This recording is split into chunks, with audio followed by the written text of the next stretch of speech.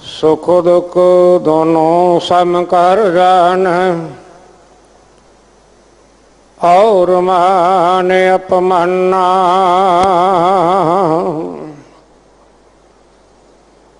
हरख सोग ते रहे अतीता,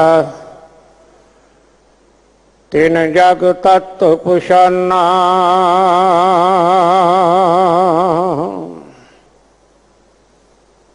उस्तत निंदा दो त्यागा,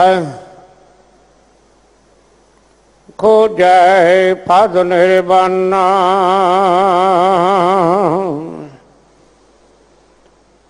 जन नानक ये खेल कठिन है, किन्हु गुरमुख जाना। जन नानक ये खेल कठिन है, किन्हु गुरमुख जाना।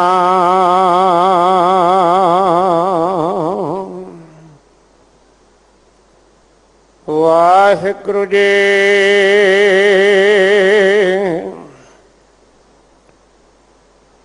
राग केदारा,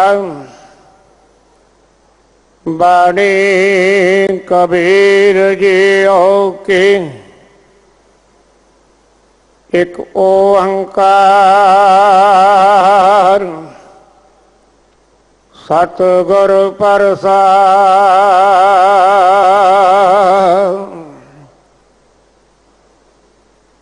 उस्तुत निंदा दो वर्जत,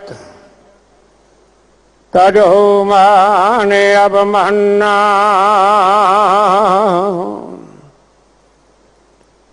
लोहा कंचन सम कर जाने, ते मूरत भगवाना।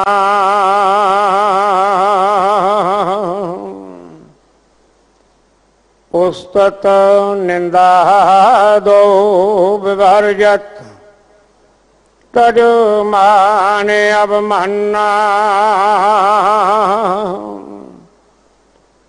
लोहा कंचन सम कर जाने, ते मूरत भगवाना।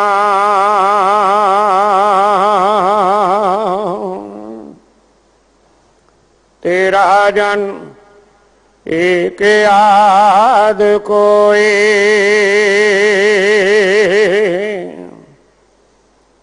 काम क्रोध लोभ मोह विवर्जत। हर पद चिन्हाए सोई,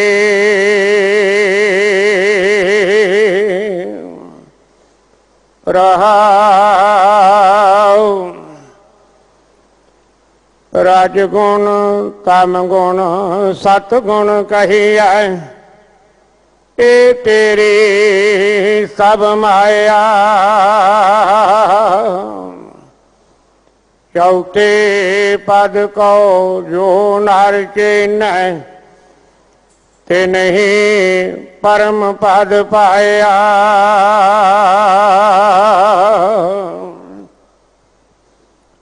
तीरथ भरत नेम सुच संयम, सदा रहे निकम्मा। तृष्णा यार माया भ्रम चुका, चितवते आत्म रमा।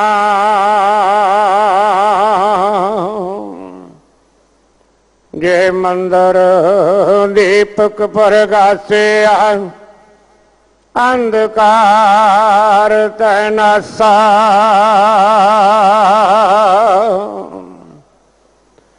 निर्भव पूर रहे परम भागा, कहे कबीर जन दासा।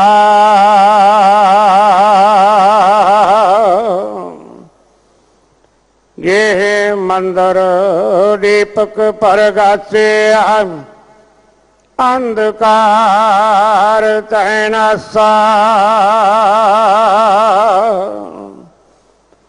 निरपौ पूर रहे ब्रह्म भागा कहे कबीर जन दासा।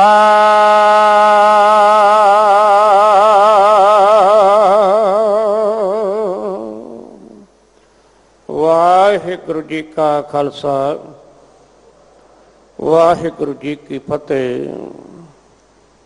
पावन शब्द धन गुरु ग्रंथ साहिब पातशाह जी के 1123 अंक ते दर्ज है। केदारा राग राਹੀਂ भगत कबीर जी का उच्चारण किया होया है जी। इस पावन शब्द की विचार आप जी नूं सरवण करवा रहे हैं सत्कारयोग भाई हरप्रीत सिंह जी प्रचारक दिल्ली से गुरुद्वारा प्रबंधक कमेटी। आओ इन्हां कोलों गुर शब्द की विचार गुरमत विचार सरवण करके लाभ प्राप्त करिए। इस महीने की संग्रांद 15 तरीक नूं है। धन गुरु अर्जन देव पातशाह जी का शहीदी दिहाड़ा 17 जून नूं है। गुरु हरगोबिंद साहिब पातशाह का गुरता गद्दी दिवस 7 जून नूं है। इन्हां सारियां समय ते हाजरियां भर के गुरु का सरवण करके लाभ प्राप्त करना। आओ गुर शब्द की विचार नाल जुड़ना करिए जी। वाहिगुरु जी का खालसा वाहिगुरु जी की फतेह। वाहिगुरु साहिब जी यक अर्ज गुफ्तम पेश तो दरगोश कौन करतार हका कबीर करीम तू बेऐब परवदगार। दुनिया मुकामे फानी तहकीक दिलदानी मम सर मुए अजराइल गिरफ्त दिल हेच नादानी।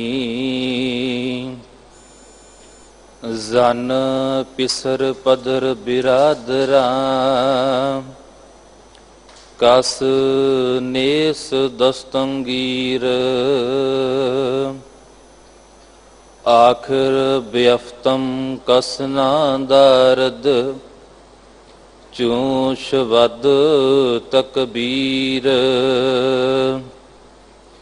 शब रोज गश्तम दर हवा कर देम बदी ख्याल।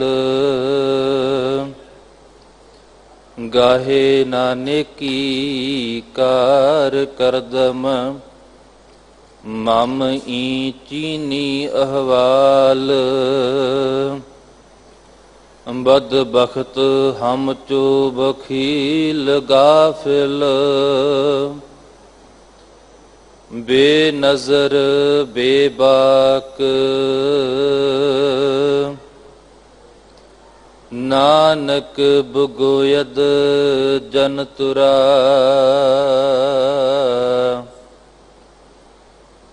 तेरे चाकरा पाखाक।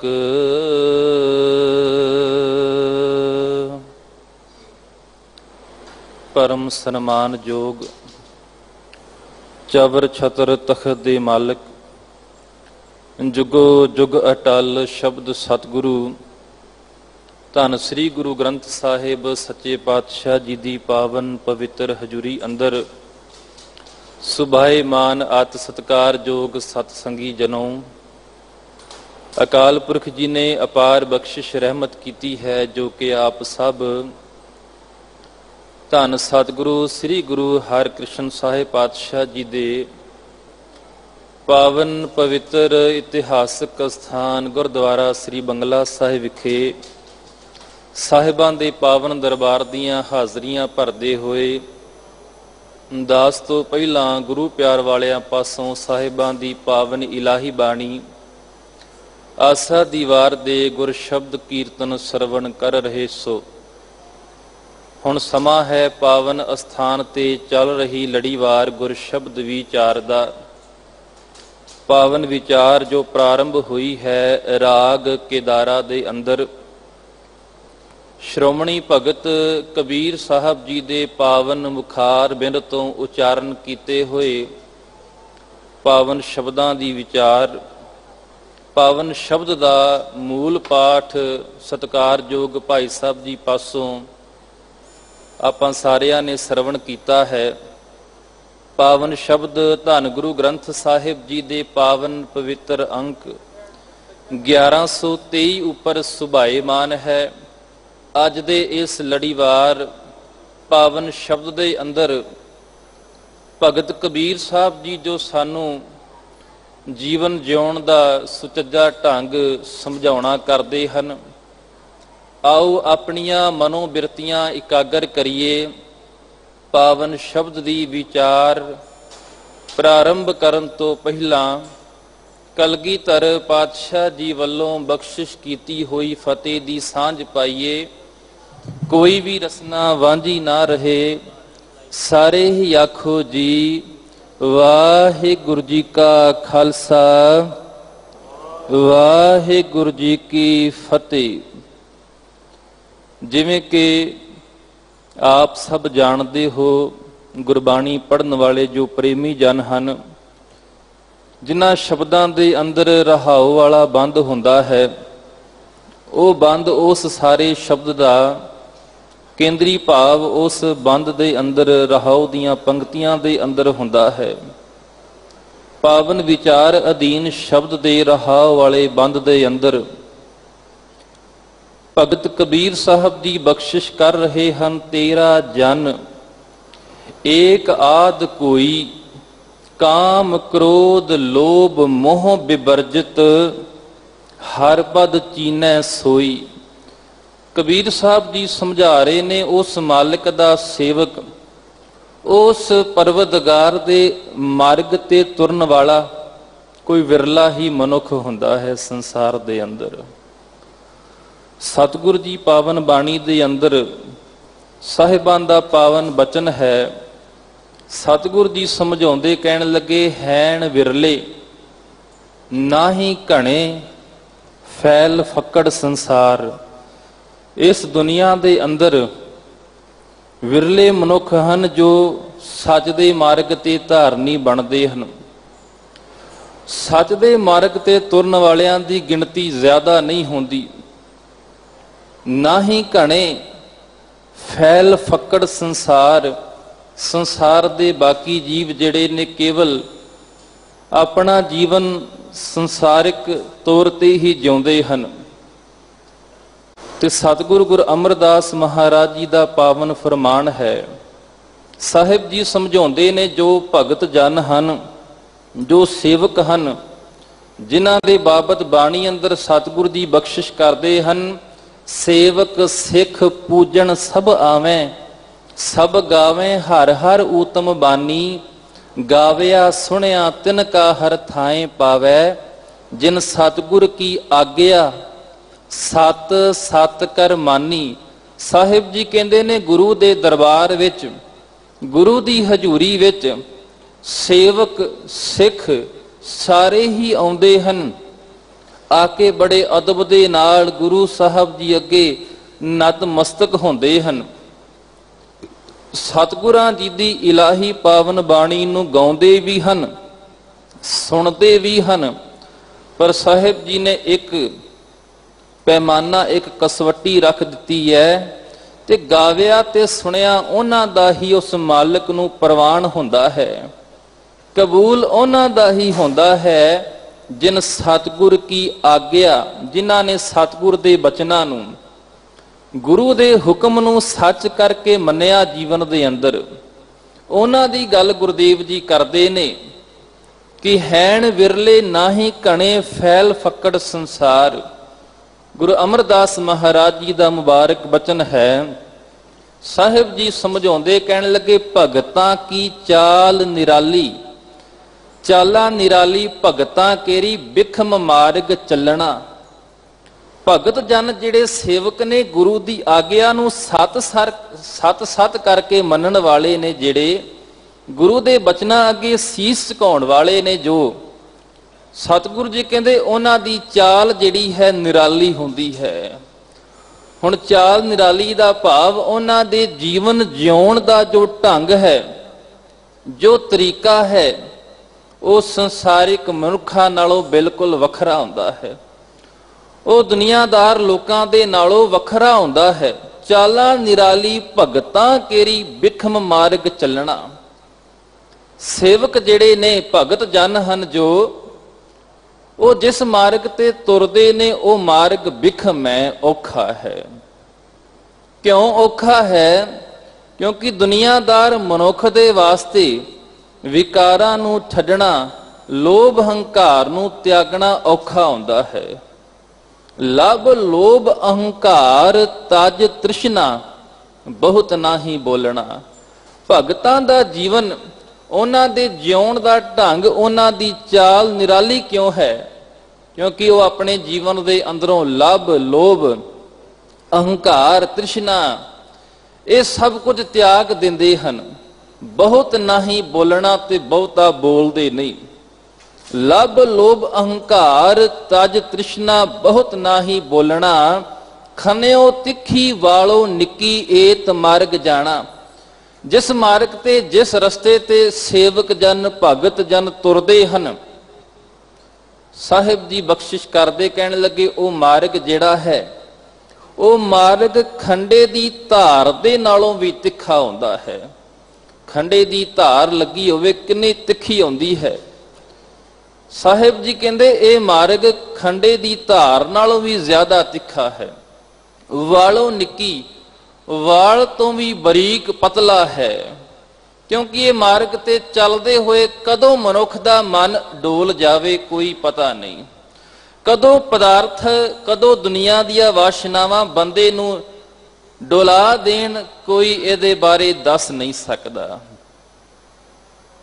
ਸਾਹਿਬ ਜੀ ਸਮਝਾਉਂਦੇ ਨੇ, ਖਨਿਓ ਤਿੱਖੀ ਵਾਲੋ ਨਿੱਕੀ ਏਤ ਮਾਰਗ ਜਾਣਾ। ਗੁਰ ਪ੍ਰਸਾਦੀ ਜਿਨੀ ਆਪ ਤਜਿਆ। ਗੁਰੂ ਦੀ ਕਿਰਪਾ ਰਹਿਮਤ ਦੇ ਰਾਹੀਂ ਜਿਸ ਨੇ ਆਪਾ ਭਾਵ ਛੱਡ ਦਿੱਤਾ, ਜਿਨੇ ਹਉਮੈ ਹੰਕਾਰ ਨੂੰ ਤਿਆਗ ਦਿੱਤਾ, ਜਿਨੇ ਜੀਵਨ ਅੰਦਰ ਨਿਮਰਤਾ ਨੂੰ ਧਾਰਨ ਕਰ ਲਿਆ। ਗੁਰ ਪ੍ਰਸਾਦੀ ਜਿਨੀ ਆਪ ਤਜਿਆ ਹਰ ਵਾਸ਼ਨਾ ਸਮਾਣੀ। ਉਹਦੀ ਜਿਹੜੀ ਪਦਾਰਥਾਂ ਦੇ ਪ੍ਰਤੀ ਉਹਦੇ ਅੰਦਰ ਜਿਹੜੀਆਂ ਵਾਸ਼ਨਾਵਾਂ ਹੁੰਦੀਆਂ ਨੇ, ਸਾਹਿਬ ਜੀ ਕਹਿੰਦੇ ਉਹ ਮੁੱਕ ਜਾਂਦੀਆਂ ਨੇ। ਵਾਸ਼ਨਾਵਾਂ ਉਹਦੀਆਂ ਖਤਮ ਹੋ ਜਾਂਦੀਆਂ, ਜੋ ਪਦਾਰਥਾਂ ਮਗਰ ਤੇ ਹੋਰ ਕੰਮਾਂ ਮਗਰ ਦੌੜਨ ਵਾਲੀਆਂ ਜੋ ਵਾਸ਼ਨਾਵਾਂ ਮੁੱਕ ਜਾਂਦੀਆਂ ਨੇ। ਤੇ ਸਾਹਿਬ ਜੀ ਬਖਸ਼ਿਸ਼ ਕਰਦੇ ਹਨ, ਗੁਰਮੁਖ ਅਤੇ ਮਨਮੁਖ ਦੀ ਗੱਲ ਬਾਣੀ ਅੰਦਰ ਕਰਦੇ ਨੇ। ਤੇ ਇੱਕ ਗੱਲ ਕਹਿੰਦੇ ਨੇ, ਇਹਨਾਂ ਦਾ ਆਪਸ ਵਿੱਚ ਕਦੇ ਦੋਨਾਂ ਦਾ ਜੋੜ ਨਹੀਂ ਹੋ ਸਕਦਾ। ਗੁਰਮੁਖ ਦਾ ਜੀਵਨ ਗੁਰੂ ਦੀ ਮੱਤ ਅਨੁਸਾਰ ਹੀ ਹੁੰਦਾ ਹੈ। ਗੁਰਮੁਖ ਗੁਰੂ ਦੀ ਮੱਤ ਦੇ ਅਨੁਸਾਰ ਤੁਰਦਾ ਹੈ, ਤੇ ਜਿਹੜਾ ਮਨਮੁਖ ਹੈ ਉਹ ਆਪਣੇ ਮਨ ਦੀ ਮੱਤ ਮਗਰ ਲੱਗਦਾ ਹੈ। ਉਹ ਦੁਨੀਆ ਦੇ ਲੋਕਾਂ ਦੇ ਕਹੇ ਅਨੁਸਾਰ ਚੱਲਦਾ ਹੈ ਵੀ ਫਲਾਣਾ ਮੈਨੂੰ ਕੀ ਆਖੇਗਾ ਜੇ ਮੈਂ ਇੰਜ ਨਾ ਕੀਤਾ, ਜੇ ਅਸੀਂ ਆਹ ਕੰਮ ਨਾ ਕੀਤਾ ਤੇ ਲੋਕ ਕੀ ਕਹਿਣਗੇ। ਉਹ ਲੋਕਾਂ ਅਨੁਸਾਰੀ ਚੱਲਣ ਵਾਲੇ। ਸਾਹਿਬ ਜੀ ਕਹਿੰਦੇ ਮਨਮੁਖ ਤੇ ਗੁਰਮੁਖ ਦਾ ਕਦੇ ਆਪਸ ਵਿੱਚ ਜੋੜ, ਕਦੇ ਤਾਲਮੇਲ ਹੋ ਹੀ ਨਹੀਂ ਸਕਦਾ।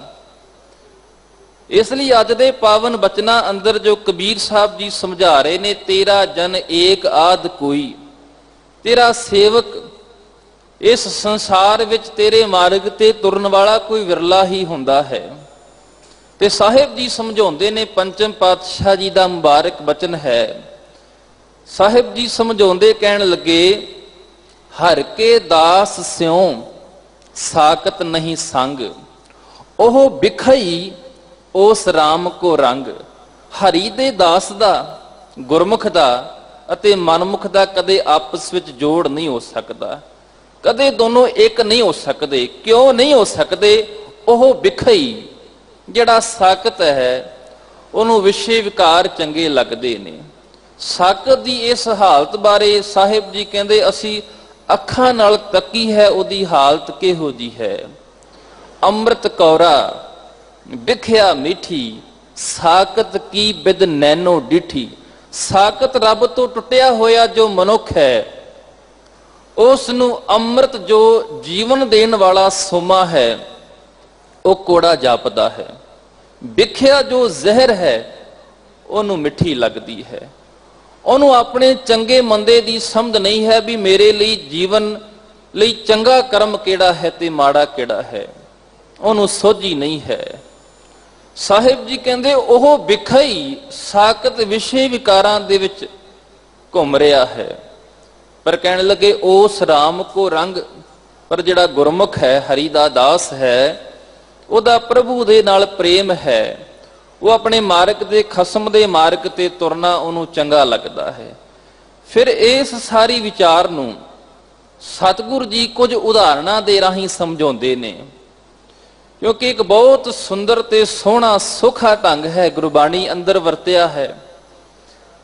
ਭਾਈ ਗੁਰਦਾਸ ਜੀ ਦੀਆਂ ਰਚਨਾਵਾਂ ਪੜ੍ਹਦੇ ਹਾਂ, ਵਾਰਾਂ ਅਤੇ ਕਵਿਤ, ਉਹਨਾਂ ਅੰਦਰ ਉਹਨਾਂ ਦਾ ਜੋ ਤਰੀਕਾ ਹੈ ਸਿਧਾਂਤ ਨੂੰ ਸਮਝਾਉਣ ਦਾ, ਬਹੁਤ ਬਹੁਤ ਉਦਾਹਰਣਾਂ ਦੇ ਕੇ ਗੱਲ ਸਮਝਾਉਂਦੇ, ਕਿਉਂਕਿ ਉਦਾਹਰਣ ਇੱਕ ਐਸਾ ਤਰੀਕਾ ਹੈ ਜਿਹਦੇ ਨਾਲ ਸਧਾਰਨ ਮਤ ਰੱਖਣ ਵਾਲਾ ਮਨੁੱਖ ਵੀ ਬਹੁਤ ਸਹਿਜੇ ਦੇ ਤੇ ਸੌਖੇ ਢੰਗ ਨਾਲ ਗੱਲ ਨੂੰ ਪਕੜ ਉਹਦੀ ਆ ਜਾਂਦੀ ਹੈ, ਗੱਲ ਸਮਝ ਸਕਦਾ ਹੈ।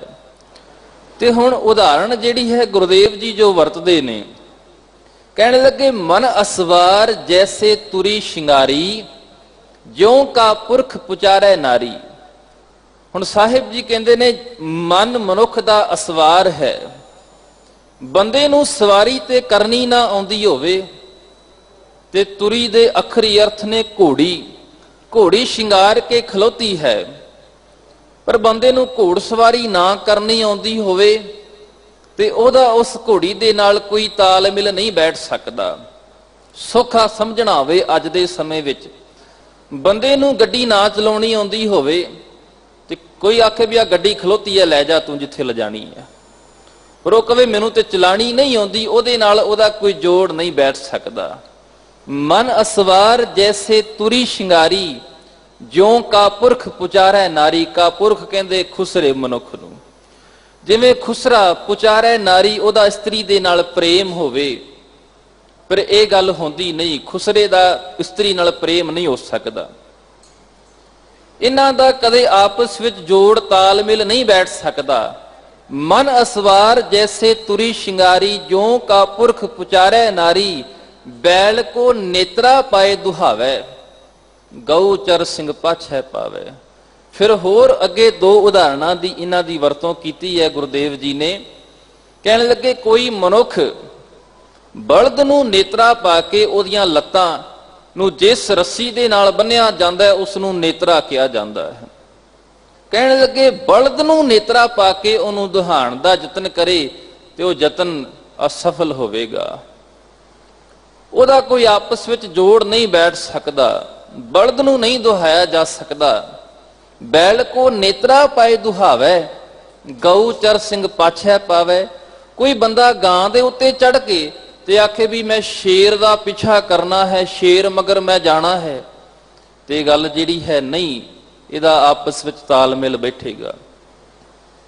ਬੈਲ ਕੋ ਨੇਤਰਾ ਪਾਏ ਦੁਹਾਵੈ, ਗਊ ਚਰ ਸਿੰਘ ਪਾਛੈ ਪਾਵੈ, ਗਾਡਰ ਲੈ ਕਾਮ ਧੇਨ ਕਰ ਪੂਜੀ। ਗਾਡਰ ਕਹਿੰਦੇ ਨੇ ਭੇਡ ਨੂੰ। ਕੋਈ ਮਨੁੱਖ ਕਹਿਣ ਲੱਗੇ ਭੇਡ ਨੂੰ ਕਾਮ ਧੇਨ ਗਾਂ ਸਮਝ ਕੇ ਉਹਦੀ ਪੂਜਾ ਕਰੇ। ਇੱਥੇ ਇੱਕ ਗੱਲ ਮੈਂ ਹੋਰ ਆਪ ਜੀ ਨਾਲ ਸਾਂਝੀ ਕਰ ਲਵਾਂ। ਜੋ ਉਦਾਹਰਣ ਵਰਤੀ ਜਾਂਦੀ ਹੈ, ਉਦਾਹਰਣ ਦਾ ਕੇਵਲ ਇੱਕ ਪੱਖ ਲਿਆ ਜਾਂਦਾ ਹੈ। ਉਦਾਹਰਣ ਦਾ ਹਮੇਸ਼ਾ ਇੱਕ ਪੱਖ ਹੁੰਦਾ ਹੈ, ਤੇ ਇੱਕ ਪੱਖ ਰੱਖ ਕੇ ਜੇ ਉਦਾਹਰਣ ਨੂੰ ਵੇਖਾਂਗੇ ਤੇ ਗੱਲ ਸਮਝ ਲੱਗ ਜਾਵੇਗੀ। ਹੁਣ ਇੱਥੇ ਕੇਵਲ ਗੁਰਦੇਵ ਜੀ ਨੇ ਇੱਕ ਉਦਾਹਰਣ ਵਜੋਂ ਇਸ ਗੱਲ ਨੂੰ ਵਰਤਿਆ ਹੈ। ਇਸ ਗੱਲ ਦੇ ਨਾਲ ਕੋਈ ਸਤਿਗੁਰੂ ਜੀ ਨੇ ਸਹਿਮਤੀ ਨਹੀਂ ਆਪਣੀ ਪ੍ਰਗਟਾਈ ਕਿ ਹਾਂ ਵੀ ਕਾਮ ਧੇਨ ਗਾਂ ਜਿਹੜੀ ਕਲਪਤ ਮੰਨੀ ਜਾਂਦੀ ਹੈ ਉਹਦੀ ਪੂਜਾ ਕਰਨੀ ਚਾਹੀਦੀ ਹੈ। ਸਤਿਗੁਰੂ ਜੀ ਤੇ ਬਾਣੀ ਵਿੱਚ ਸਾਨੂੰ ਸਮਝਾਉਂਦੇ ਨੇ ਵੀ ਸਿੱਖਾ ਤੇਰੇ ਵਾਸਤੇ ਕਾਮ ਧੇਨ ਗਾਂ ਕੀ ਹੈ। क्योंकि सनातन धर्म अंदर एक काल्पनिक गां का इहदा जिक्र किया जाता भी एक स्वर्गां विच गां हुंदी है, कामधेन गऊ जिहनूं कहिंदे ने, भी ओहदी जिहड़ा पूजा करदा है उसनूं सब कुछ मिल जाता है, ओहदियां इच्छावां पूरीआं हो जांदियां ने। पर सतगुर जी बाणी विच समझाउंदे कहण लगे, पार जात इह हर को नाम। पार जात दा रुख भी एक मन्निया जांदा, ओह मनदे ने, कल्पना करते हैं भी पारजात दा रुख जिहड़ा है उहदे तो भी मनुख दीआं कामनावां पूरीआं हुंदियां ने। इन्हां गल्लां करके ही लोग दरख्तां दी पूजा पए करदे ने, लोग पशुआं दी पूजा करदे ने अज्ञानता वस। सतगुर जी कहंदे सिख नूं समझाउंदे ने, कहण लगे पार जात इह हर को नाम, काम धेन हर हर गुण गाम। सिखा तेरे वास्ते काम धेन गां जिहड़ी है वह है प्रभु दे गुण गाउणे, ओहदी सिफत सलाह करनी, ओहदी वडियाई, ओहदे परोपकारां नूं याद करना तेरे वास्ते काम धेन गां है। प्रभु दा नाम तेरे वास्ते पार जात दा रुख है, जिन्हों जप के तेरियां सारियां कामनावां पूरीआं हो जाणगियां। इस करके तेनू कोई पार जात रुख लभण दी लोड़ नहीं, तेनू कोई काम धेन गां दे मगर दौड़न दी जरूरत नहीं है। पर सतगुर जी ने एक उदाहरण वजों इस गल नूं वरतिया है। कहण लगे गाडर ले काम धेन कर पूजी, सौदे को धावे बिन पूंजी। कोई मनुख सौदा लैण गया दुकान ते बिना पूंजी तो, बिना रास तो, बिना कुछ पैसे दित्तियां चीज दुकान वाला किवें दे सकदा? नहीं देवेगा। साहिब जी ने ये सारियां उदाहरणां वरत के गल जिहड़ी समझाई, जो राव वाला बंद है, हर के दास स्यों साकत नहीं संग। हरि दे दास ते साकत दा कदे आपस विच संग कदे साध नहीं दोनां दी हो सकदी, क्योंकि दोनां दी विचारां विच जीवन जाच विच जमीन आसमान दा फर्क है। इन्हां उदाहरणां दे राहीं गुरुदेव जी समझाउंदे ने। कबीर साहब जी बख्शिश कर रहे हन रहाओ दे बंद अंदर, तेरा जन एक आद कोई, काम क्रोध लोभ मोह विवर्जित, हर पद चीनै सोई। तेरा जो सेवक है, भगत है, जन है, वो अपने जीवन दे अंदरों कहने लगे काम क्रोध लोभ मोह हंकार, इन्हां विकारां नूं बेवर्जित। शब्द का अखरी अर्थ हन किसी काम तो वर्जना। आपां कहना भी तू आ काम ना कर, तेनू इहदे तो मैं वर्जदा हाँ, विवर्जित, वर्जना रोकना। हुण ये साहिब जी दे बचन ने, हुक्म है साडे वास्ते। असीं ये बचन पढ़दे आं भी मालिक दे हुक्म विच तुरना चाहीदा, सानू उहदे भाणे नूं सत करके मनना चाहीदा है। रजा विच तुरिया ही उस मालिक दी खुशी मिलदी है। फिर सानू पता भी ते होना चाहिए है भी प्रभु दा हुक्म की है, गुरु साहब जी दा साडे लई हुक्म की है, ये सानू बाणी विचारियां सहजे पता लग जाता है। हुण ये गुरु साहब जी दा हुक्म है साडे वास्ते भी जीवन दे अंदरों इन्हां विकारां दे उस प्रभाव नू जो मनुख नू गलत मार्ग ते तोरदे ने, उस प्रभाव नू खत्म कर देना, इन्हां नू त्याग देना। पंचम पातशाह जी सुखमनी साहिब दी पावन बाणी अंदर बख्शिश करते ने, समझाउंदे ने उस पावन पदे दे अंदर भी की जीवन अंदर तू त्यागना है। गुरु आशे अनुसार की गल्लां दा तू त्याग करना है ते किहड़ियां-किहड़ियां गल्लां दे उत्ते तू अमल करना है। क्योंकि सानू पता होवेगा ते फिर असी उस विचार अनुसार जीवन जीवांगे। क्योंकि सतगुर जी बाणी अंदर समझाउंदे ने, कहण लगे मनुख दी उस प्रभु दे नाल क्यों नहीं बन आउंदी, वो मालिक दे नाल क्यों नहीं बंदे दी सांझ पैंदी। क्योंकि गुरुदेव जी जिन्हां मंदे कर्मां तो सानू वरजदे ने, बंदा वो मंदे कर्म भी करी जांदा है ते बंदा विखाउंदा भी है दुनिया दे विच लोकां नूं भी मैं रब दा नाम जप रिहा हां। ते साहिब जी ऐसे मनुखां दे बारे समझाउंदे कहण लगे, हर हर करै नित कपट कमावे। ऐसे मनुख भी ने संसार अंदर ਜਿਹੜੇ ਇੱਕ ਪਾਸੇ ਤੇ ਦਿਸਦੇ ਨੇ ਮਾਲਾ ਫੜ ਕੇ, ਜਾਂ ਦੂਜਿਆਂ ਨੂੰ ਲੱਗਦਾ ਵੀ ਇਹ ਬੰਦੇ ਬੜਾ ਰੱਬ ਦਾ ਨਾਮ ਜਪਣ ਵਾਲੇ ਨੇ, ਹਰ ਹਰ ਕਰੈ ਨਿਤ ਕਪਟ ਕਮਾਵੇ, ਰੱਬ ਦਾ ਨਾਮ ਵੀ ਜਪਦੇ ਨੇ ਤੇ ਗੁਰਦੇਵ ਜੀ ਕਹਿੰਦੇ ਕਪਟ ਵੀ ਕਮਾਉਂਦੇ ਨੇ, ਮਾੜੇ ਕੰਮ ਵੀ ਕਰਦੇ ਨੇ। ਹਿਰਦਾ ਸ਼ੁੱਧ ਨਾ ਹੋਈ ਉਹਨਾਂ ਦਾ ਹਿਰਦਾ ਕਦੇ ਨਿਰਮਲ ਪਵਿੱਤਰ ਨਹੀਂ ਹੋ ਸਕਦਾ।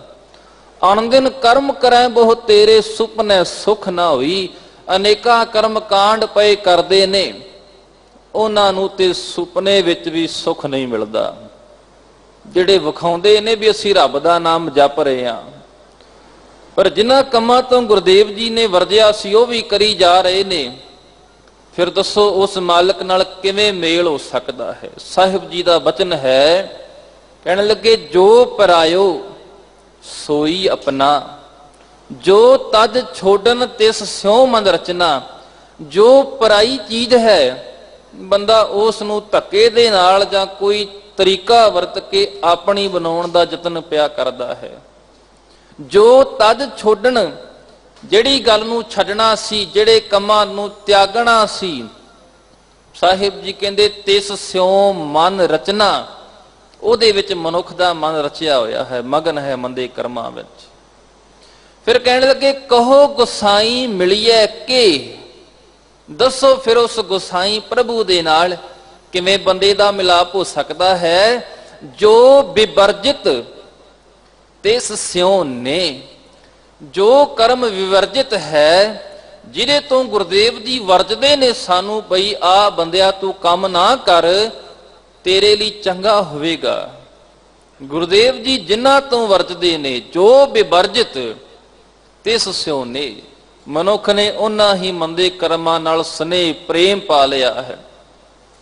ਝੂਠ ਬਾਤ ਸਾ ਸੱਚ ਕਰ ਜਾਤੀ, ਸਤ ਹੋਵਨ ਮਨ ਲਗੈ ਨਾ ਰਾਤੀ। ਬਾਵੇਂ ਮਾਰਗ ਟੇਢਾ ਚਲਣਾ, ਸੀਧਾ ਛੋੜ ਅਪੂਠਾ ਬੁਨਣਾ। ਫਿਰ ਦੱਸੋ ਮਾਲਕ ਨਾਲ ਕਿਵੇਂ ਬਣ ਆਵੇਗੀ, ਕਿਵੇਂ ਉਹਦੇ ਨਾਲ ਮੇਲ ਹੋ ਸਕਦਾ ਹੈ। ਤੇ ਪੰਚਮ ਪਾਤਸ਼ਾਹ ਜੀ ਗੌੜੀ ਸੁਖਮਨੀ ਪਾਵਨ ਬਾਣੀ ਅੰਦਰ ਬਖਸ਼ਿਸ਼ ਕਰਦੇ ਨੇ, ਕਹਿਣ ਲੱਗੇ ਮਿਥਿਆ ਨਾਹੀ ਰਸਨਾ ਪਰਸ। ਹੁਣ ਇਹ ਮੰਦੇ ਕਰਮ ਨੂੰ ਤਿਆਗਣਾ ਹੈ, ਅਸੀਂ ਇਹਨੂੰ ਛੱਡਣਾ ਹੈ। ਵੀ ਜੋ ਮਨੁੱਖ ਆਪਣੀ ਰਸਨਾ ਦੇ ਨਾਲ ਝੂਠ ਨਾ ਬੋਲਦਾ ਹੋਵੇ, ਕੂੜ ਨਾ ਬੋਲਦਾ ਹੋਵੇ, ਆਪਣੀ ਰਸਨਾ ਤੇ ਝੂਠ ਨੂੰ ਸਪਰਸ਼ ਨਹੀਂ ਹੋਣ ਦਿੰਦਾ। ਸਪਰਸ਼ ਦਾ ਮਤਲਬ ਹੁੰਦਾ ਕਿਸੇ ਚੀਜ਼ ਨੂੰ ਛੂਹਣਾ, ਟੱਚ ਕਰਨਾ। ਮਿਥਿਆ ਨਾਹੀ ਰਸਨਾ ਪਰਸ। ਫਿਰ ਕਹਿਣ ਲੱਗੇ ਮਨ ਮੈਂ ਪ੍ਰੀਤ ਨਿਰੰਜਨ ਦਰਸ। ਉਹਦੇ ਮਨ ਦੇ ਅੰਦਰ ਸਤਿਗੁਰਾਂ ਦੇ ਦਰਸ਼ਨਾਂ ਦੀ ਐਸੀ ਖਿੱਚ ਹੋਵੇ, ਉਹਦੇ ਅੰਦਰ ਹਮੇਸ਼ਾ ਤਾਂਘ ਹੋਵੇ ਵੀ ਗੁਰੂ ਨਾਲ ਮੇਰਾ ਮਿਲਾਪ ਹੋ ਜਾਵੇ। ਉਹਦੇ ਅੰਦਰ ਖਿੱਚ ਐਸੀ ਹੋਵੇ ਜਿਹਦੇ ਬਾਰੇ ਸਤਿਗੁਰੂ ਜੀ ਸਮਝਾਉਂਦੇ ਨੇ, ਮੇਰਾ ਮਨ ਲੋਚੈ ਗੁਰ ਦਰਸ਼ਨ ਤਾਈ, ਬਿਲਪ ਕਰੇ ਚਾਤ੍ਰਿਕ ਕੀ ਨਿਆਈ। ਤ੍ਰਿਖਾ ਨਾ ਉਤਰੈ ਸ਼ਾਂਤ ਨਾ ਆਵੇ, ਬਿਨ ਦਰਸ਼ਨ ਸੰਤ ਪਿਆਰੇ ਜੀਓ। ਸਾਹਿਬ ਜੀ ਕਹਿੰਦੇ ਮੇਰਾ ਮਨ ਗੁਰੂ ਦੇ ਦਰਸ਼ਨਾਂ ਲਈ ਇਸ ਪ੍ਰਕਾਰ ਵਿਰਲਾਪ ਕਰਦਾ ਹੈ, ਜਿਵੇਂ ਚਾਤ੍ਰਿਕ ਬਬੀਹਾ ਬਰਸਾਤ ਦੀਆਂ ਬੂੰਦਾਂ ਲਈ ਤੜਫਦਾ ਹੈ, ਹਮੇਸ਼ਾ ਪੁਕਾਰ ਕਰਦਾ ਹੈ ਉਹਦੇ ਵਰਸਣ ਵਾਸਤੇ। ਇਸੇ ਪ੍ਰਕਾਰ ਕਹਿਣ ਲੱਗੇ ਉਸ ਬਬੀਹੇ ਵਾਂਗ ਸਾਹਿਬ ਜੀ ਕਹਿੰਦੇ ਮੇਰਾ ਮਨ ਵੀ ਤਾਂਘ ਰਿਹਾ ਹੈ ਵੀ ਕਦੋਂ ਗੁਰੂ ਦੇ ਨਾਲ ਮੇਰਾ ਮਿਲਾਪ ਹੋਵੇ, ਕਦੋਂ ਉਹਦੇ ਨਾਲ ਮੇਰਾ ਮਿਲਾਪ ਹੋਵੇ। ਤੇ ਸਾਹਿਬ ਜੀ ਬਖਸ਼ਿਸ਼ ਕਰਦੇ ਗੁਰਬਾਣੀ ਅੰਦਰ, ਜਿਨ੍ਹਾਂ ਅੰਦਰ ਤਾਂਘ ਹੁੰਦੀ ਹੈ ਨਾ ਖਿੱਚ ਹੁੰਦੀ ਹੈ ਗੁਰੂ ਪਿਆਰਿਓ, ਉਹ ਫਿਰ ਕਿਸੇ ਗੱਲ ਦੀ ਪਰਵਾਹ ਨਹੀਂ ਕਰਦੇ। ਭਾਵੇਂ ਜੀਵਨ ਅੰਦਰ ਦੁੱਖ ਆਵੇ, ਸੁੱਖ ਆਵੇ, ਕਿਹੋ ਜਿਹਾ ਵੀ ਸਮਾਂ ਆਵੇ, ਉਹ ਗੁਰੂ ਦਾ ਲੜ ਨਹੀਂ ਛੱਡਦੇ। ਸਾਹਿਬ ਜੀ ਸਮਝਾਉਂਦੇ ਹਨ, ਕਹਿਣ ਲੱਗੇ ਝੱਖੜ ਝਾਂਗੀ ਮੀਂਹ ਵਰਸੈ, ਭੀ ਗੁਰ ਦੇਖਣ ਜਾਈ। ਸਮੁੰਦ ਸਾਗਰ ਹੋਵੇ ਬਹੁ ਖਾਰਾ, ਗੁਰ ਸਿੱਖ ਲੰਘ ਗੁਰ ਪਹਿ ਜਾਈ। ਜੇ ਇਹੋ ਜਿਹਾ ਵੀ ਸਮਾਂ ਆ ਜਾਵੇ, ਝੱਖੜ ਹਨੇਰ ਤੂਫਾਨ ਹੋਵੇ, ਤੇ ਕਹਿਣ ਲੱਗੇ ਜੇ ਖਾਰਾ ਸਮੁੰਦਰ ਵੀ ਪਾਰ ਕਰਕੇ ਗੁਰੂ ਨੂੰ ਮਿਲਣਾ ਹੋਵੇ ਤੇ ਉਹ ਵੀ ਕਰਨ ਲਈ ਤਿਆਰ ਹਾਂ। ਝੱਖੜ ਝਾਂਗੀ ਮੀਂਹ ਵਰਸੈ, ਭੀ ਗੁਰ ਦੇਖਣ ਜਾਈ। ਸਮੁੰਦ ਸਾਗਰ ਹੋਵੇ ਬਹੁ ਖਾਰਾ, ਗੁਰ ਸਿੱਖ ਲੰਘ ਗੁਰ ਪਹਿ ਜਾਈ। ਫਿਰ ਕਹਿਣ ਲੱਗੇ ਜਿਉਂ ਪ੍ਰਾਣੀ ਜਲ ਬਿਨ ਹੈ ਮਰਤਾ, ਤਿਉਂ ਸਿੱਖ ਗੁਰ ਬਿਨ ਮਰ ਜਾਈ। ਜਿਵੇਂ ਬਹੁਤ ਗਰਮੀ ਪੈ ਰਹੀ ਹੈ ਹੁਣ ਇਸ ਸਮੇਂ, ਤੇ ਗਰਮੀ ਦੇ ਇਸ ਸਮੇਂ ਵਿੱਚ ਬੰਦਾ ਕਿਸੇ ਐਸੀ ਥਾਂ ਤੇ ਫਸ ਜਾਵੇ ਵੀ ਉੱਥੇ ਉਹਨੂੰ ਪਿਆਸ ਬਹੁਤ ਲੱਗੀ ਹੋਵੇ, ਪਰ ਪੀਣ ਲਈ ਪਾਣੀ ਨਾ ਮਿਲੇ, ਪਾਣੀ ਨਾ ਮਿਲੇ, ਇੱਕ ਲੰਮਾ ਸਮਾਂ ਤੇ ਬੰਦਾ ਤੜਫ ਕੇ ਪਾਣੀ ਦੇ ਨਾ ਮਿਲਣ ਕਰਕੇ ਪ੍ਰਾਣ ਤਿਆਗ ਦਿੰਦਾ ਹੈ। ਇਸੇ ਪ੍ਰਕਾਰ ਸਾਹਿਬ ਜੀ ਕਹਿੰਦੇ ਜੇ ਸਿੱਖ ਨੂੰ ਗੁਰੂ ਦੇ ਦਰਸ਼ਨ ਨਾ ਹੋਣ, ਸਿੱਖ ਦਾ ਗੁਰੂ ਦੇ ਨਾਲ ਮਿਲਾਪ ਨਾ ਹੋਵੇ, ਤੇ ਸਿੱਖ ਦੀ ਵੀ ਮੌਤ ਹੋ ਜਾਂਦੀ ਹੈ, ਇਹ ਵੀ ਆਤਮਿਕ ਤੌਰ ਤੇ ਮਰ ਜਾਂਦਾ ਹੈ।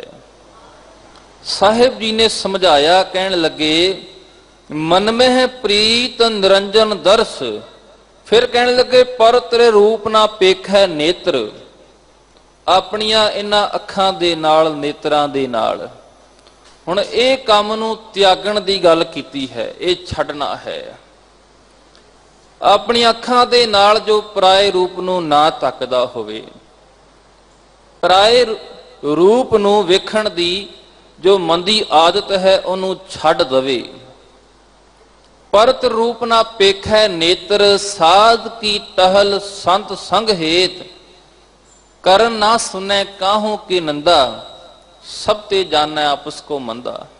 ਫਿਰ ਕਹਿਣ ਲੱਗੇ ਆਪਣੇ ਕੰਨਾਂ ਦੇ ਨਾਲ ਕਿਸੇ ਦੀ ਨਿੰਦਿਆ ਨਾ ਸੁਣੇ, ਕਿਸੇ ਦੇ ਬਾਰੇ ਕੋਈ ਗਲਤ ਗੱਲ ਨਾ ਸੁਣੇ। ਇਹਨਾਂ ਕੰਨਾਂ ਵਿੱਚ ਮੰਦੇ ਗੀਤ ਜਿਹੜੇ ਨੇ, ਜਿਹੜੇ ਮਨ ਨੂੰ ਚੰਚਲ ਕਰ ਦਿੰਦੇ ਨੇ, ਮਨ ਨੂੰ ਮਾੜੇ ਪਾਸੇ ਤੁਰਨ ਲਈ ਪ੍ਰੇਰਿਤ ਕਰਦੇ ਨੇ, ਐਸੇ ਮੰਦੇ ਬੋਲ ਇਹਨਾਂ ਕੰਨਾਂ ਦੇ ਨਾਲ ਤੂੰ ਨਾ ਸੁਣਿਆ ਕਰ। ਇਹ ਕੰਨ ਕਾਹਦੇ ਲਈ ਦਿੱਤੇ ਸਨ ਉਸ ਮਾਲਕ ਨੇ? ਤੇ ਸਾਹਿਬ ਜੀ ਬਖਸ਼ਿਸ਼ ਕਰਦੇ ਨੇ, ਇਹ ਸ਼ਰਵਣ ਹੋ ਮੇਰੇ ਹੋ ਸੱਚੇ ਸੁਣਨੇ ਨੂੰ ਪਠਾਏ। ਇਹ ਤੇ ਸੱਚ ਸੁਣ ਲਈ ਤੈਨੂੰ ਦਿੱਤੇ ਸਨ ਬੰਦਿਆ। ਸੱਚ ਸੁਣਨੇ ਨੂੰ ਪਠਾਏ, ਸਰੀਰ ਲਾਏ ਸੁਣੋ ਸਤ ਬਾਣੀ। ਇਹ ਤੇ ਸੱਚੀ ਬਾਣੀ ਸੁਣਨ ਵਾਸਤੇ ਕੰਨ ਮਿਲੇ ਸਨ, ਪਰ ਮਨੁੱਖ ਇਹਨਾਂ ਕੰਨਾਂ ਦੇ ਨਾਲ ਗੰਦੇ ਗੀਤ, ਦੂਜਿਆਂ ਦੀਆਂ ਚੁਗਲੀਆਂ, ਦੂਜਿਆਂ ਦੀਆਂ ਮਾੜੀਆਂ ਗੱਲਾਂ ਜਿਹੜਾ ਹੈ ਬੜੇ ਚਸਕੇ ਲੈ ਲੈ ਕੇ ਕੰਨਾਂ ਨਾਲ ਸੁਣ ਰਿਹਾ ਹੈ। ਸਾਹਿਬ ਜੀ ਕਹਿੰਦੇ ਕੰਨਾਂ ਨੂੰ ਇਸ ਮੰਦੇ ਕਰਮ ਕਰਨ ਤੋਂ ਵਰਜਣਾ ਹੈ, ਰੋਕਣਾ ਹੈ। ਕਰਨ ਨਾ ਸੁਨੈ ਕਾਹੂ ਕੀ ਨਿੰਦਾ, ਸਭ ਤੇ ਜਾਣੈ ਆਪਸ ਕੋ ਮੰਦਾ। ਹੁਣ ਇਸ ਗੱਲ ਨੂੰ ਸਮਝ ਲਈਏ ਵੀ ਸਭ ਤੇ ਜਾਣੈ ਆਪਸ ਕੋ ਮੰਦਾ ਦਾ ਭਾਵ ਹੈ ਵੀ ਆਪਣੇ ਮਨ ਕਰਕੇ ਉਹ ਨੀਵਾਂ ਰਹਿੰਦਾ ਹੈ। ਧਨ ਦੌਲਤ ਹੋਵੇ, ਪਦਾਰਥ ਹੋਣ, ਕਿਸੇ ਚੀਜ਼ ਦਾ, ਕਿਸੇ ਵਸਤੂ ਦਾ ਵਿਖਾਵਾ ਨਹੀਂ ਕਰਦਾ।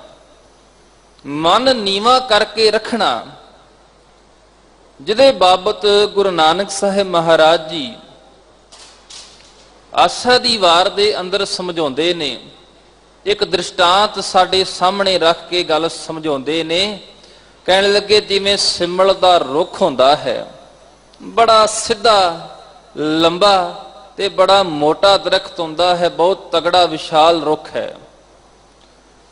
ਤੇ ਪੰਛੀ ਜਿਨ੍ਹਾਂ ਨੂੰ ਭੁੱਖ ਲੱਗਦੀ ਹੈ ਉਹ ਇੱਕ ਆਸ ਲੈ ਕੇ ਇਹਦੇ ਉੱਤੇ ਆ ਕੇ ਬਹਿ ਜਾਂਦੇ ਨੇ। ਦੂਰੋਂ ਲੱਗਦਾ ਹੈ ਬਹੁਤ ਵਿਸ਼ਾਲ ਰੁੱਖ ਹੈ ਤੇ ਇਹਦੇ ਤੋਂ ਸਾਡੀ ਜਿਹੜੀ ਭੁੱਖ ਹੈ ਉਹ ਅਸੀਂ ਮਿਟਾ ਸਕਦੇ ਹਾਂ। ਤੇ ਆਉਂਦੇ ਨੇ, ਆ ਕੇ ਜਦੋਂ ਉਹਦੇ ਫਲਾਂ ਦਾ ਸਵਾਦ ਚੱਖਦੇ ਨੇ ਤੇ ਜਿੰਨਾ ਪੈਰਾਂ ਨਾਲ ਆਉਂਦੇ ਨੇ ਉਦੋਂ ਹੀ ਵਾਪਸ ਪਰਤ ਜਾਂਦੇ ਨੇ। ਸਾਹਿਬ ਜੀ ਕਹਿੰਦੇ ਕੀ ਕਾਰਨ ਸੀ ਉਹਨਾਂ ਦਾ ਉਸੇ ਸਮੇਂ ਹੀ ਵਾਪਸ ਮੁੜ ਜਾਣਾ? ਤੇ ਸਾਹਿਬ ਜੀ ਫਰਮਾਉਂਦੇ, ਕਹਿਣ ਲੱਗੇ ਸਿਮਲ ਰੁੱਖ ਸਰਾਇਰਾ, ਅਤ ਦੀਰਘ ਅਤ ਮੁੱਚ। ਓਏ ਜੇ ਆਵੇਂ ਆਸ ਕਰ, ਜਾਹੇ ਨਿਰਾਸੇ ਕਿਤ। ਕਿਉਂ ਨਿਰਾਸ਼ ਹੋ ਕੇ ਵਾਪਸ ਮੁੜ ਜਾਂਦੇ ਨੇ? ਫਲ ਫਿੱਕੇ, ਫੁੱਲ ਬਕ ਬਕੇ, ਕੰਮ ਨਾ ਆਵੇਂ ਪਤ। ਮਿੱਠਤ ਨੀਵੀ ਨਾਨਕਾ, ਗੁਣ ਚੰਗਿਆਈਆਂ ਤਤ। ਸਾਹਿਬ ਜੀ ਕਹਿੰਦੇ ਨਾ ਤੇ ਸਿਮਲ ਦੇ ਦਰਖਤ ਦੇ ਫਲ ਕਿਸੇ ਕੰਮ ਦੇ ਨੇ, ਫਲ ਉਹਦੇ ਫਿੱਕੇ ਹਨ, ਫੁੱਲ ਵੀ ਉਹਦੇ ਬਕ ਬਕੇ ਹਨ, ਉਹਦੇ ਪੱਤਰ ਵੀ ਜਿਹੜੇ ਪੱਤੇ ਉਹ ਵੀ ਕਿਸੇ ਕੰਮ ਦੇ ਨਹੀਂ ਨੇ। ਇਸ ਕਰਕੇ ਪੰਛੀ ਵਾਪਸ ਮੁੜ ਜਾਂਦੇ ਨੇ। ਤੇ ਸਾਹਿਬ ਜੀ ਸਮਝਾਉਂਦੇ ਨੇ, ਮਿੱਠਤ ਨੀਵੀ ਨਾਨਕਾ ਗੁਣ ਚੰਗਿਆਈਆਂ ਤਤ। ਸਾਹਿਬ ਜੀ ਸਮਝਾਉਂਦੇ ਨੀਵੇਂ ਹੋਣ ਵਿੱਚ ਹੀ ਮਿਠਾਸ ਹੈ।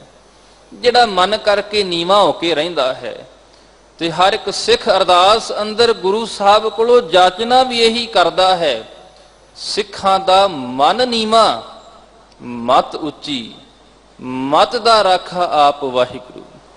ਸਿੱਖ ਇਹ ਜਾਚਨਾ ਕਰਦਾ ਹੈ, ਗੁਰਦੇਵ ਜੀ ਮੇਰਾ ਮਨ ਹਮੇਸ਼ਾ ਨੀਵਾਂ ਰਵੇ, ਮਤ ਉੱਚੀ ਹੋਵੇ।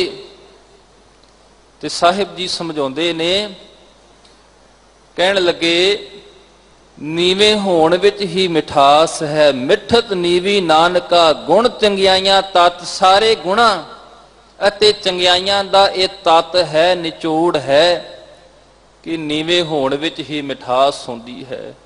ਜਿਹੜਾ ਨੀਵਾਂ ਹੋ ਕੇ ਰਹਿੰਦਾ, ਜਿਹੜਾ ਨਿਮਰਤਾ ਧਾਰਨ ਕਰਕੇ ਰਹਿੰਦਾ ਹੈ, ਉਸ ਨਿਮਰਤਾ ਦਾ ਆਨੰਦ ਉਹੀ ਮਾਣ ਸਕਦਾ ਹੈ। ਅਸੀਂ ਗੱਲਾਂ ਦੇ ਨਾਲ, ਅਸੀਂ ਲਫ਼ਜ਼ਾਂ ਦੇ ਨਾਲ ਉਸ ਅਵਸਥਾ ਨੂੰ ਵੀ ਨਿਮਰਤਾ ਦੇ ਵਿੱਚ ਜੋ ਮਨੁੱਖ ਨੇ ਨਿਮਰਤਾ ਧਾਰਨ ਕੀਤੀ ਹੈ, ਉਹਦੀ ਅਵਸਥਾ ਕਿਹੋ ਜਿਹੀ ਹੁੰਦੀ ਹੈ, ਇਹ ਸ਼ਬਦਾਂ ਦੇ ਨਾਲ ਬਿਆਨ ਨਹੀਂ ਕੀਤਾ ਜਾ ਸਕਦਾ। ਇਹ ਤੇ ਉਹ ਅਵਸਥਾ ਵਿੱਚ ਪਹੁੰਚ ਕੇ ਹੀ ਉਹਦੇ ਰਸ ਨੂੰ, ਉਹਦੇ ਆਨੰਦ ਨੂੰ ਮਾਣਿਆ ਜਾ ਸਕਦਾ ਹੈ। ਤੇ ਸਾਹਿਬ ਜੀ ਫਿਰ ਅੱਗੇ ਬਖਸ਼ਿਸ਼ ਕਰਦੇ, ਕਹਿਣ ਲੱਗੇ ਦੁਨੀਆ ਦੇ ਅੰਦਰ ਹਰ ਕੋਈ ਮਨੁੱਖ ਆਪਣੇ ਸਵਾਰਥ ਵਾਸਤੇ ਝੁਕ ਜਾਂਦਾ ਹੈ, ਆਪਣੇ ਸਵਾਰਥ ਦੇ ਲਈ, ਆਪਣੀ ਲੋੜ ਵਾਸਤੇ ਦੂਜੇ ਅੱਗੇ ਝੁਕ ਕੇ ਕੰਮ ਕਰਵਾ ਲੈਂਦਾ ਹੈ। ਸਭ ਕੋ ਨਿਵੈ ਆਪ ਕੋ, ਪਰ ਕੋ ਨਿਵੈ ਨਾ ਕੋਈ। ਪਰ ਕਿਸੇ ਦੂਜੇ ਵਾਸਤੇ, ਕਿਸੇ ਦੂਜੇ ਦੇ ਕੰਮ ਦੇ ਲਈ ਕੋਈ ਵਿਰਲਾ ਹੀ ਅੱਗੇ ਆਉਂਦਾ ਹੈ, ਕੋਈ ਦੂਜੇ ਦੇ ਕੰਮ ਲਈ ਕੋਈ ਵਿਰਲਾ ਹੀ ਝੁਕਦਾ ਹੈ। ਸਭ ਕੋ ਨਿਵੈ ਆਪ ਕੋ, ਪਰ ਕੋ ਨਿਵੈ ਨਾ ਕੋਏ। ਧਰ ਤਰਾਜੂ ਤੋਲੀਐ ਨਿਵੈ ਸੋ ਗੋਰਾ ਹੋਏ। ਤਰਾਜੂ ਤਕੜੀ, ਤਕੜੀ ਫੜ ਕੇ ਉਹਦੇ ਦੋਨਾਂ ਪੱਲਿਆਂ ਵਿੱਚ ਸਮਾਨ ਪਾਈਏ, ਤੇ ਜਿਸ ਪੱਲੇ ਵਿੱਚ ਜ਼ਿਆਦਾ ਭਾਰ ਹੁੰਦਾ ਹੈ, ਭਾਰਾ ਪੱਲਾ ਤਕੜੀ ਦਾ ਹਮੇਸ਼ਾ ਥੱਲੇ ਹੋ ਜਾਂਦਾ ਹੈ, ਝੁਕ ਜਾਂਦਾ ਹੈ, ਨੀਵਾਂ ਹੋ ਜਾਂਦਾ ਹੈ। ਨਿਵੈ ਸੋ ਗੋਰਾ ਹੋਏ। ਜਿਹਨੂੰ ਨਿਆਉਣ ਦੀ ਜਾਚ ਆ ਗਈ, ਜਿਹਨੂੰ ਮਨ ਨੀਵਾਂ ਕਰਕੇ ਰਹਿਣ ਦੀ ਜਾਚ ਆ ਗਈ, ਸਾਹਿਬ ਜੀ ਕਹਿੰਦੇ ਪ੍ਰਭੂ ਦੀਆਂ ਨਜ਼ਰਾਂ ਵਿੱਚ ਅਸਲ ਵਿੱਚ ਉਹ ਗੋਰਾ ਹੈ, ਉਹ ਭਾਰਾ ਹੈ, ਵੱਡਾ ਹੈ। ਸਭ ਕੋ ਨਿਵੈ ਆਪ ਕੋ, ਪਰ ਕੋ ਨਿਵੈ ਨਾ ਕੋਏ। ਧਰ ਤਰਾਜੂ ਤੋਲੀਐ ਨਿਵੈ ਸੋ ਗੋਰਾ ਹੋਏ। ਫਿਰ ਸਾਹਿਬ ਜੀ ਕਹਿੰਦੇ ਨੇ ਇੱਕ ਗੱਲ ਹੋਰ ਸਮਝ ਲਈਏ ਵੀ ਕੇਵਲ ਸਰੀਰ ਦਾ ਝੁਕਣਾ ਹੀ ਨਿਮਰਤਾ ਦਾ ਪ੍ਰਤੀਕ ਨਹੀਂ ਹੁੰਦਾ। ਕਿ ਕੋਈ ਬੰਦਾ ਕੇਵਲ ਤਨ ਝੁਕਾਵੇ ਤੇ ਉਹ ਤਨ ਦਾ ਝੁਕਣਾ ਵੀ ਕੇਵਲ ਨਿਮਰਤਾ ਦਾ ਪ੍ਰਤੀਕ ਨਹੀਂ ਹੈ। ਸਾਹਿਬ ਜੀ ਕਹਿੰਦੇ ਨੇ ਅਪਰਾਧੀ ਜਿਹੜਾ ਮਨੁੱਖ ਹੈ, ਅਪਰਾਧੀ ਦੂਣਾ ਨਿਵੈ ਜੋ ਹੰਤਾ ਮਿਰਗਾਹ। ਜਿਹੜਾ ਸ਼ਿਕਾਰੀ ਹੁੰਦਾ ਹੈ, ਸ਼ਿਕਾਰ ਕਰਨ ਵਾਸਤੇ ਜੰਗਲ ਵਿੱਚ ਜਾਂਦਾ ਹੈ, ਉਹਨੇ ਹਿਰਨ ਦਾ ਜਾਂ ਕਿਸੇ ਹੋਰ ਪਸ਼ੂ ਦਾ, ਜਾਨਵਰ ਦਾ ਸ਼ਿਕਾਰ ਕਰਨਾ ਹੁੰਦਾ ਹੈ, ਉਹ ਬੜਾ ਝੁਕ ਝੁਕ ਕੇ ਨੀਵਾਂ ਹੋ ਕੇ ਤੁਰਦਾ ਹੈ। ਉਹ ਬੜਾ ਥੱਲੇ ਬਹਿ ਬਹਿ ਕੇ ਬੜਾ ਨੀਵਾਂ ਹੋ ਕੇ ਜਾਂਦਾ ਹੈ। ਪਰ ਉਹਦੇ ਨਿਆਉਣ ਦੇ ਵਿੱਚ ਫਰਕ ਹੈ। ਉਹਦਾ ਨਿਆਉਣਾ ਨਿਮਰਤਾ ਦਾ ਨਹੀਂ, ਸਗੋਂ ਉਹਦੇ ਨਿਆਉਣ ਪਿੱਛੇ ਜਿਹੜੀ ਭਾਵਨਾ ਹੈ ਉਹ ਹੈ ਆਪਣੇ ਸ਼ਿਕਾਰ ਨੂੰ ਫਸਾਉਣਾ, ਉਹਨੂੰ ਖਤਮ ਕਰ ਦੇਣਾ। ਕੋਈ ਮਨੁੱਖ ਮੰਦਾ ਕਰਮ ਕਰਦਿਆਂ ਹੋਇਆਂ ਫੜਿਆ ਜਾਵੇ, ਕੋਈ ਚੋਰ ਚੋਰੀ ਕਰਦਾ ਹੋਇਆ ਫੜਿਆ ਜਾਵੇ, ਕੋਈ ਰਿਸ਼ਵਤ ਲੈਂਦਾ ਫੜਿਆ ਜਾਵੇ, ਤੇ ਉਹ ਮਨੁੱਖ ਫਿਰ ਅਰਜ਼ੋਈਆਂ ਕਰਦਾ, ਫਿਰ ਉਹ ਕਹਿੰਦਾ ਜੀ ਮੈਨੂੰ ਬਖਸ਼ ਦਿਓ, ਅੱਗੇ ਤੋਂ ਨਹੀਂ ਕਰਾਂਗਾ, ਮਾਫੀਆਂ ਮੰਗਦਾ ਹੈ। ਪਰ ਉਹਦਾ ਝੁਕਣਾ, ਉਹਦਾ ਤਰਲੇ ਲੈਣਾ, ਲੰਮੇ ਪੈਣਾ, ਉਹ ਨਿਮਰਤਾ ਦਾ ਪ੍ਰਤੀਕ ਨਹੀਂ ਹੁੰਦਾ। ਸਾਹਿਬ ਜੀ ਕਹਿੰਦੇ ਨੇ ਅਪਰਾਧੀ ਦੂਣਾ ਨਿਵੈ ਜੋ ਹੰਤਾ ਮਿਰਗਾਹ। ਸੀਸ ਨਵਾਇਆ ਕਿਆ ਥੀਐ ਜਾਂ ਹਿਰਦੈ ਕਸ਼ੁੱਧੇ ਜਾਹੇ। ਗੁਰੂ ਦੇ ਅੱਗੇ ਕੇਵਲ ਸਿਰ ਝੁਕਾਉਣ ਨਾਲ ਗੱਲ ਨਹੀਂ ਬਣਨੀ, ਝੁਕਾਉਣਾ ਹੈ ਤੇ ਮਨ ਵੀ ਝੁਕਾਉਣਾ ਹੈ। ਤੁਧਨੋ ਨਿਵਣ ਮੰਨਣ ਤੇਰਾ ਨਾਉ, ਸਾਹਿਬ ਜੀ ਬਾਣੀ ਅੰਦਰ ਬਖਸ਼ਿਸ਼ ਕਰਦੇ ਨੇ ਵੀ ਤੇਰੇ ਅੱਗੇ ਨਿਵਣਾ ਹੈ ਮਾਲਕ ਜੀਓ, ਤੇਰੇ ਨਾਮ ਨੂੰ ਮੰਨਣਾ ਹੀ ਤੇਰੇ ਅੱਗੇ ਨਿਵਣਾ ਹੈ, ਤੇਰੇ ਹੁਕਮ ਨੂੰ ਮੰਨਣਾ ਹੀ ਅਸਲ ਵਿੱਚ ਤੇਰੇ ਅੱਗੇ ਨਿਵਣਾ ਹੈ। ਹਿਰਦਾ ਕੁਸ਼ੁੱਧ ਹੋਵੇ, ਹਿਰਦੇ ਅੰਦਰ ਮਲੀਨਤਾ ਹੈ, ਸਾਹਿਬ ਜੀ ਕਹਿੰਦੇ ਉਹ ਝੁਕਿਆ ਹੋਇਆ ਪਰਮੇਸ਼ਰ ਨੂੰ ਪ੍ਰਵਾਨ ਨਹੀਂ ਹੈ, ਉਹ ਉਹਨੂੰ ਕਬੂਲ ਨਹੀਂ ਹੈ। ਸਾਹਿਬ ਜੀ ਬਖਸ਼ਿਸ਼ ਕਰ ਰਹੇ ਸਨ, ਸਭ ਤੇ ਜਾਣੈ ਆਪਸ ਕੋ ਮੰਦਾ। ਹੁਣ ਜਿਨ੍ਹਾਂ ਅੰਦਰ ਨਿਮਰਤਾ ਹੁੰਦੀ ਹੈ, ਨਿਮਰਤਾ ਦੀ ਇੱਕ ਹੋਰ ਮਿਸਾਲ ਬਾਣੀ ਅੰਦਰ ਸਤਿਗੁਰ ਦੀ ਬਖਸ਼ਿਸ਼ ਕਰਦੇ ਨੇ। ਨਿਮਰਤਾ ਅਤੇ ਕਾਇਰਤਾ ਇਹ ਦੋ ਸ਼ਬਦ ਹਨ।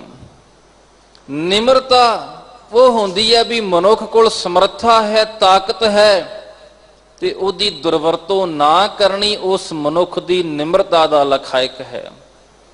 ਪਰ ਮਨੁੱਖ ਕੋਲ ਕੁਝ ਹੋਵੇ ਹੀ ਨਾ, ਮਨੁੱਖ ਕਿਸੇ ਦਾ ਸਾਹਮਣਾ ਕਰਨ ਦੀ ਉਹਦੇ ਅੰਦਰ ਸਮਰੱਥਾ ਨਾ ਹੋਵੇ, ਜ਼ੁਲਮ ਦੇ ਖਿਲਾਫ ਬੋਲਣ ਦਾ ਉਹਦੇ ਅੰਦਰ ਕੋਈ ਹੌਸਲਾ ਨਾ ਹੋਵੇ, ਤੇ ਉਹ ਕਵੇ ਜੀ ਮੈਂ ਤੇ ਕੁਝ ਨਹੀਂ ਕਹਿੰਦਾ ਜੀ, ਅਸੀਂ ਤੇ ਨਿਮਰਤਾ ਵਿੱਚ ਰਹਿੰਦੇ ਹਾਂ, ਉਹ ਨਿਮਰਤਾ ਨਹੀਂ, ਉਹ ਕਾਇਰਤਾ ਹੁੰਦੀ ਹੈ। ਸਤਿਗੁਰ ਦੀ ਨਿਮਰਤਾ ਦੇ ਬਾਰੇ ਸਮਝਾਉਂਦੇ ਨੇ, ਕਹਿਣ ਲੱਗੇ ਗੱਲੀ ਅਸੀਂ ਚੰਗੀਆਂ ਆਚਾਰੀ ਬੁਰੀਆਂ, ਮਨੋ ਕੁਸ਼ੁੱਧਾਂ ਕਾਲੀਆਂ ਬਾਹਰ ਚਿਟਵੀਆਂ, ਰੀਸਾਂ ਕਰੈ ਤਿਨਾੜੀਆਂ ਜੋ ਸੇਵੈ ਦਰ ਖੜੀਆਂ, ਨਾਲ ਖਸਮੈ ਰਤੀਆਂ ਮਾਣੈ ਸੁਖ ਰਲੀਆਂ। ਜ਼ਿਕਰ ਕਰਦੇ ਨੇ ਮਨਮੁਖ ਅਤੇ ਗੁਰਮੁਖ ਜੀਵ ਇਸਤਰੀਆਂ ਦੀ। ਗੁਰਮੁਖ ਜੀਵ ਇਸਤਰੀਆਂ ਖਸਮ ਦੇ ਦਰ ਤੇ ਉਹਨੂੰ ਸਿਮਰ ਰਹੀਆਂ ਨੇ, ਉਹਦੇ ਹੁਕਮ ਅਨੁਸਾਰ ਤੁਰਦੀਆਂ ਨੇ, ਪਰ ਮਨਮੁਖ ਜੀਵ ਇਸਤਰੀਆਂ ਕਹਿਣ ਲੱਗੇ ਕੇਵਲ ਉਹਨਾਂ ਦੀ ਰੀਸ ਕਰਦੀਆਂ ਨੇ, ਪਰ ਅਸਲ ਜੀਵਨ ਅੰਦਰ ਗੁਰੂ ਦੇ ਉਪਦੇਸ਼ ਨੂੰ ਕਮਾਉਂਦੀਆਂ ਨਹੀਂ ਹਨ। ਗੁਰਮੁਖ ਜੀਵ ਇਸਤਰੀਆਂ ਦੇ ਜੀਵਨ ਦੀ ਵਿਸ਼ੇਸ਼ਤਾ ਕੀ ਹੈ? ਸਾਹਿਬ ਜੀ ਕਹਿੰਦੇ ਹੁੰਦਾ ਤਾਣ। ਤਾਣ ਕਹਿੰਦੇ ਨੇ ਬਲ, ਸਮਰੱਥਾ, ਤਾਕਤ ਨੂੰ। ਹੁੰਦਾ ਤਾਣ ਨਿਤਾਣੀਆਂ, ਰਹਿ ਨਿਮਾਨਣੀਆਂ। ਤਾਣ ਹੁੰਦਿਆਂ ਹੋਇਆਂ, ਬਲ ਹੁੰਦਿਆਂ ਹੋਇਆਂ ਨਿਤਾਣੀਆਂ ਹੋ ਕੇ ਰਹਿੰਦੀਆਂ ਨੇ। ਤਾਣ ਹੁੰਦਿਆਂ ਹੋਇਆਂ ਬੰਦਾ ਨਿਤਾਣਾ ਹੋ ਕੇ ਰਵੇ, ਉਹ ਅਸਲ ਵਿੱਚ ਉਹਦੀ ਨਿਮਰਤਾ ਦਾ ਪ੍ਰਤੀਕ ਹੁੰਦਾ ਹੈ। ਸਾਹਿਬ ਜੀ ਬਖਸ਼ਿਸ਼ ਕਰਦੇ ਹਨ, ਕਹਿਣ ਲੱਗੇ ਸਭ ਤੇ ਜਾਣੈ ਆਪਸ ਕੋ ਮੰਦਾ, ਗੁਰ ਪ੍ਰਸਾਦ ਵਿਖਿਆ ਪਰ ਹਰੈ। ਗੁਰੂ ਦੀ ਕਿਰਪਾ ਦੇ ਨਾਲ ਜਿਹੜਾ ਵਿਖਿਆ ਨੂੰ, ਵਿਸ਼ੇ ਵਿਕਾਰਾਂ ਨੂੰ ਦੂਰ ਕਰ ਦਿੰਦਾ ਹੈ। ਮਨ ਕੀ ਬਾਸਨਾ ਮਨ ਤੇ ਟਰੈ, ਇੰਦਰੀ ਜਿਤ ਪੰਚ ਦੋਖ ਤੇ ਰਹਿਤ, ਨਾਨਕ ਕੋਟ ਮਦੇ ਕੋ ਐਸਾ ਪਰਸ। ਜਿਹੜਾ ਆਪਣੇ ਮਨ ਨੂੰ ਵਿਸ਼ੇ ਵਿਕਾਰਾਂ ਮਗਰ ਦੌੜਨ ਤੋਂ ਰੋਕਦਾ ਹੈ, ਇਹ ਜੋ ਅਭਿਆਸ ਕਰਦਾ ਹੈ ਵੀ ਮਨ ਮਾੜੇ ਪਾਸੇ ਨਾ ਜਾਵੇ, ਰੋਕ ਕੇ ਰੱਖਣਾ ਇਸ ਮਨ ਨੂੰ। ਕਹਿਣ ਲੱਗੇ ਦੁਨੀਆ ਅੰਦਰ, ਜਗਤ ਅੰਦਰ ਕਰੋੜਾਂ ਵਿੱਚ ਕੋਈ ਐਸਾ ਵਿਰਲਾ ਹੁੰਦਾ ਹੈ ਜਿਹੜਾ ਵਿਸ਼ੇ ਵਿਕਾਰਾਂ ਤੋਂ ਬਚ ਕੇ ਰਹਿੰਦਾ ਹੈ, ਜਿਹੜਾ ਗੁਰੂ ਦੀ ਮੱਤ ਅਨੁਸਾਰ ਤੁਰਦਾ ਹੈ। ਕਾਮ, ਕ੍ਰੋਧ, ਲੋਭ, ਮੋਹ ਵਿਵਰਜਿਤ, ਇਹਨਾਂ ਨੂੰ ਜੀਵਨ ਵਿੱਚੋਂ ਵਰਜ ਕੇ ਦੂਰ ਰਹਿੰਦਾ ਹੈ। ਇਹਨਾਂ ਤੋਂ ਹਰ ਪਦ ਚੀਨੈ ਸੋਈ, ਤੇ ਉਸ ਮਾਲਕ ਦੇ, ਹਰੀ ਦੇ ਉਸ ਨਿਰਵਾਣ ਪਦ ਨੂੰ ਜਿਹੜਾ ਪ੍ਰਾਪਤ ਕਰਦਾ ਹੈ, ਜਿਹੜਾ ਸਹਿਜ ਦੀ ਅਵਸਥਾ ਹਾਸਲ ਕਰ ਲੈਂਦਾ ਹੈ। ਸਾਹਿਬ ਜੀ ਕਹਿੰਦੇ ਨੇ ਦੁਨੀਆ ਅੰਦਰ ਕੋਈ ਏਕ ਆਦ, ਇੱਕ ਅੱਧਾ ਹੁੰਦਾ, ਕੋਈ ਵਿਰਲਾ ਹੁੰਦਾ ਹੈ ਜਿਹੜਾ ਗੁਰੂ ਦੀ ਮੱਤ ਅਨੁਸਾਰ ਤੁਰਦਾ ਹੈ, ਜਿਹੜਾ ਇਹਨਾਂ ਵਿਸ਼ੇ ਵਿਕਾਰਾਂ ਤੋਂ ਦੂਰੀ ਬਣਾ ਲੈਂਦਾ ਹੈ। ਹੁਣ ਸਾਹਿਬ ਜੀ ਪੰਚਮ ਪਾਤਸ਼ਾਹ ਜੀ ਸ਼ਲੋਕ ਸੰਸਕ੍ਰਿਤੀ ਦੇ ਪਾਵਨ ਸ਼ਲੋਕਾਂ ਦੇ ਅੰਦਰ ਗੱਲ ਕਰਦੇ ਨੇ। ਸਭ ਤੋਂ ਪਹਿਲਾਂ ਵਿਕਾਰ ਜਿਹੜਾ ਹੈ ਉਹ ਗੱਲ ਕਰਦੇ ਨੇ ਮੋਹ ਵਿਕਾਰ ਦੀ। ਤੁਸੀਂ ਲੜੀਵਾਰ ਸ਼ਲੋਕ ਪੜ੍ਹੋਗੇ ਤੇ ਪਹਿਲਾ ਵਿਕਾਰ ਜਿਹੜਾ ਹੈ ਮੋਹ ਹੈ, ਸੰਸਕ੍ਰਿਤੀ ਦੇ ਪਾਵਨ ਸ਼ਲੋਕਾਂ ਦੇ ਅੰਦਰ। ਤੇ ਸਤਿਗੁਰ ਜੀ ਨੂੰ ਸੰਬੋਧਨ ਕਰਦੇ, ਮੁਖਾਤਬ ਕਰਦੇ ਹੋਏ ਕਹਿੰਦੇ ਨੇ, ਹੇ ਅਜਿਤ ਸੂਰ ਸੰਗਰਾਮੰ ਅਤ ਬਲਨਾ ਬਹੁ ਮਰਦਨਾ, ਗਣ ਗੰਧਰਵ ਦੇਵ ਮਾਨੁਖੰ ਪਸ਼ ਪੰਖੀ ਵਿਮੋਹਨਾ। ਕਹਿਣ ਲੱਗੇ ਹੇ ਸੰਗਰਾਮੰ, ਕਹਿੰਦੇ ਸੰਗਰਾਮ ਰਣ ਦਾ ਉਹ ਮੈਦਾਨ, ਯੁੱਧ ਦਾ ਮੈਦਾਨ। ਹੇ ਮੋਹ, ਤੂੰ ਜੰਗ ਦੇ ਮੈਦਾਨ ਦਾ ਅਜਿੱਤ ਸੂਰਮਾ ਹੈ, ਤੈਨੂੰ ਜਿੱਤਣਾ ਹਰ ਇੱਕ ਮਨੁੱਖ ਦੇ ਵੱਸ ਦੀ ਗੱਲ ਨਹੀਂ ਹੈ ਵੀ ਕੋਈ ਮੋਹ ਨੂੰ ਜਿੱਤ ਸਕੇ। ਅਤ ਬਲਨਾ ਤੂੰ ਬਹੁਤ ਬਲਵਾਨ ਹੈ, ਬਹੁ ਮਰਦਨਾ ਤੂੰ ਮਨੁੱਖ ਨੂੰ ਦਲਮਲ ਦੇਣ ਵਾਲਾ ਹੈ। ਤੂੰ ਮਨੁੱਖ ਨੂੰ ਖਤਮ ਕਰ ਦੇਣਾ ਜਿਹੜਾ ਤੇਰੇ ਵੱਸ ਹੋ ਜਾਵੇ। ਸਾਹਿਬ ਜੀ ਕਹਿੰਦੇ ਨੇ ਮੋਹ ਜਿਹੜਾ ਹੈ ਇਹ ਇਕੱਲੇ ਮਨੁੱਖਾਂ ਅੰਦਰ ਹੀ ਨਹੀਂ, ਇਹ ਪਸ਼ੂ ਪੰਛੀਆਂ ਅੰਦਰ ਤੇ ਹੋਰ ਸਾਰਿਆਂ ਵਿੱਚ ਇਹ ਮੋਹ ਜਿਹੜਾ ਹੈ ਵਸ ਰਿਹਾ ਹੈ। ਹੇ ਅਜਿਤ ਸੂਰ ਸੰਗਰਾਮੰ ਅਤ ਬਲਨਾ ਬਹੁ ਮਰਦਨਾ, ਗਣ ਗੰਧਰਵ ਦੇਵ ਮਨੁੱਖੰ। ਕੀ ਮਨੁੱਖ ਕੀ ਦੇਵਤਿਆਂ ਦੀ ਗੱਲ ਕਰਦੇ ਹੋ, ਕੀ ਉਹਨਾਂ ਦੇ ਸੇਵਕ ਗਣ, ਗੰਧਰਵ ਉਹਨਾਂ ਦੇ ਗਵਈਏ ਜਿਹੜੇ ਨੇ, ਪਸ਼ ਪੰਖੀ ਪਸ਼ੂ ਤੇ ਪੰਛੀ, ਇਹ ਸਾਰੇ ਮੋਹ ਦੇ ਵਸ ਹੁੰਦੇ ਹਨ। ਪਸ਼ੂ ਪੰਛੀਆਂ ਅੰਦਰ ਵੀ ਮੋਹ ਹੁੰਦਾ ਹੈ। ਤੁਸੀਂ ਕਦੇ ਵੇਖਿਆ ਹੋਵੇ ਤੇ ਜਿਵੇਂ ਕਈ ਵਾਰ ਬਾਂਦਰ ਆ ਜਾਂਦੇ ਨੇ, ਉਹ ਖੱਲਰ ਪਾਉਂਦੇ ਨੇ, ਕਈ ਵਾਰ ਉਹ ਵੇਖਦੇ ਨਹੀਂ ਤਾਰਾਂ ਹੁੰਦੀਆਂ ਜਿਹੜੀਆਂ ਬਿਜਲੀ ਦੀਆਂ ਉਹਦੇ ਨਾਲ ਲੱਗ ਜਾਂਦੇ ਨੇ। ਕਈ ਵਾਰ ਬਾਂਦਰੀ ਦਾ ਬੱਚਾ ਕਿਸੇ ਕਾਰਨ ਕਰਕੇ ਮਰ ਜਾਂਦਾ ਹੈ ਤੇ ਉਹ ਮਰੇ ਹੋਏ ਬੱਚੇ ਨੂੰ ਬਾਂਦਰੀ ਬੜੇ ਲੰਮੇ ਸਮੇਂ ਤੱਕ ਆਪਣੇ ਨਾਲ ਚੁੱਕ ਕੇ ਰੱਖਦੀ, ਕਿਉਂਕਿ ਮੋਹ ਜਿਹੜਾ ਹੈ ਉਹ ਮੋਹ ਉਹਨੂੰ ਛੱਡਣ ਨਹੀਂ ਦਿੰਦਾ। ਤੇ ਮੋਹ ਦੇ ਵਸ ਹੋਏ ਮਨੁੱਖ ਨੂੰ ਚੰਗੇ ਮਾੜੇ ਦੀ ਸਮਝ ਨਹੀਂ ਰਹਿੰਦੀ, ਜਿਹਦੇ ਬਾਰੇ ਕਬੀਰ ਸਾਹਿਬ ਜੀ ਕਹਿੰਦੇ ਨੇ ਮੋਹ ਦਾ ਮਾਰਿਆ ਹੋਇਆ ਮਨੁੱਖ ਕੀ ਕਰਦਾ ਹੈ। ਕਹਿਣ ਲੱਗੇ ਬਹੁ ਪਰ ਪੰਚ ਕਰ ਪਰ ਧਨ ਲਿਆਵੈ, ਸੁਤ ਦਾਰਾ ਪੈ ਆਨ ਲੁਟਾਵੈ, ਮਨ ਮੇਰੇ ਭੂਲੇ ਕਪਟ ਨਾ ਕੀਜੈ, ਅੰਤ ਨਿਬੇਰਾ ਤੇਰੇ ਜੀ ਪਹਿਲੀਜੈ। ਜਿਹਦੇ ਅੰਦਰ ਆਪਣੇ ਪਰਿਵਾਰ ਦੇ ਪ੍ਰਤੀ ਮੋਹ ਹੁੰਦਾ ਹੈ ਤੇ ਉਹਨੂੰ ਫਿਰ ਚੰਗੇ ਮਾੜੇ ਦੀ ਸੋਝੀ ਨਹੀਂ ਰਹਿੰਦੀ, ਠੱਗੀਆਂ ਕਰਕੇ ਰਿਸ਼ਵਤਾਂ ਲੈ ਕੇ ਗਲਤ ਤਰੀਕੇ ਦੇ ਨਾਲ ਧਨ ਇਕੱਠਾ ਕਰਕੇ ਘਰ ਵਿੱਚ ਲਿਆਉਂਦਾ ਹੈ 2 ਨੰਬਰ ਦਾ। ਫਿਰ ਕਹਿਣ ਲੱਗੇ ਸੁੱਤਦਾਰਾ ਪੈ ਆਨ ਲੁਟਾਵੇ, ਆਪਣੇ ਬੱਚਿਆਂ ਤੋਂ ਇਸਤਰੀ ਤੋਂ ਲੁਟਾਉਂਦਾ ਹੈ ਧਨ। ਤੇ ਜਿਹੜਾ ਧਨ ਨਾ ਬਿਨਾਂ ਮਿਹਨਤ ਕੀਤੇ ਬੰਦੇ ਨੂੰ ਮਿਲ ਜਾਵੇ ਨਾ, ਉਹ ਧਨ ਸਿਆਣੇ ਕਹਿੰਦੇ ਟਿਕਦਾ ਓਨਾ ਹੀ ਹੈ ਜਿੰਨੀ ਕੋ ਸੰਭਾਲ ਕਰ ਸਕਦਾ ਹੈ।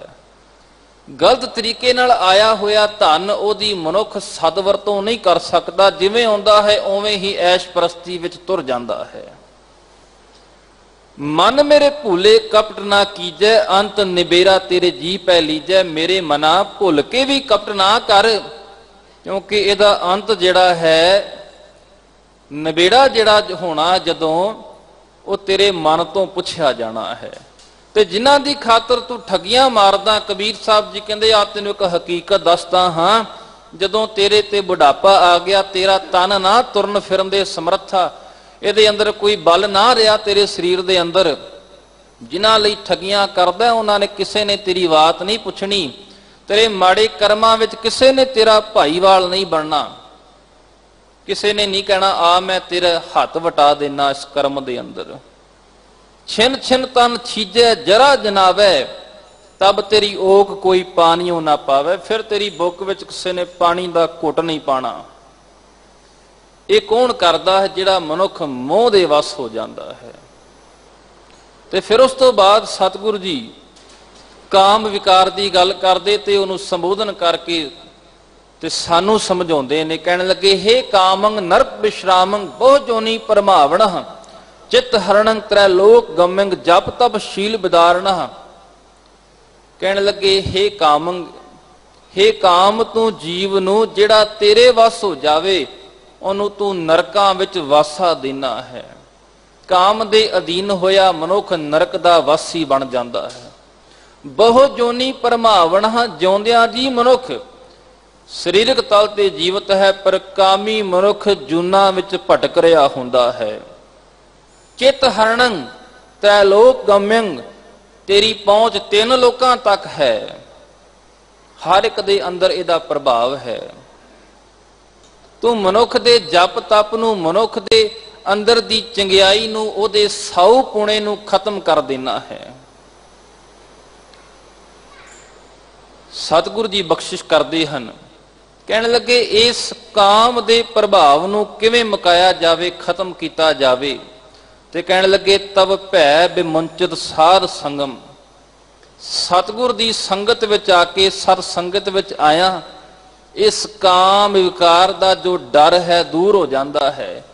ਇੱਕ ਗੱਲ ਹੋਰ ਸਮਝ ਲਈਏ, ਇਹਨਾਂ ਵਿਕਾਰਾਂ ਨੂੰ ਸਰੀਰ ਅੰਦਰੋਂ ਕਿਸੇ ਤਰੀਕੇ ਨਾਲ ਜੇ ਬੰਦਾ ਸੋਚੇ ਵੀ ਜਿਵੇਂ ਸਰੀਰ ਅੰਦਰ ਕੋਈ ਸਾਡੇ ਸਰੀਰ ਦਾ ਅੰਗ ਹੈ, ਹਿੱਸਾ ਹੈ, ਸਰੀਰ ਦੇ ਅੰਦਰ ਕੋਈ ਪਾਰਟ ਹੈ ਕਿ ਉਹਨੂੰ ਕੱਢਿਆ ਜਾ ਸਕੇ, ਇਵੇਂ ਦੀ ਗੱਲ ਨਹੀਂ ਕੋਈ, ਕਿਉਂਕਿ ਕਾਮ ਕਿਤੇ ਬਾਹਰੋਂ ਲੈ ਕੇ ਅਸੀਂ ਅੰਦਰ ਇਹ ਵਿਕਾਰ ਨਹੀਂ ਪਾਏ ਤੇ ਮਨੁੱਖ ਇਵੇਂ ਕਰਕੇ ਇਹਨਾਂ ਨੂੰ ਖਤਮ ਨਹੀਂ ਕਰ ਸਕਦਾ। ਇਹਨਾਂ ਦਾ ਜੋ ਮਾੜਾ ਪ੍ਰਭਾਵ ਹੈ ਉਸ ਨੂੰ ਤਿਆਗਣ ਦੀ ਗੱਲ ਕੀਤੀ ਹੈ।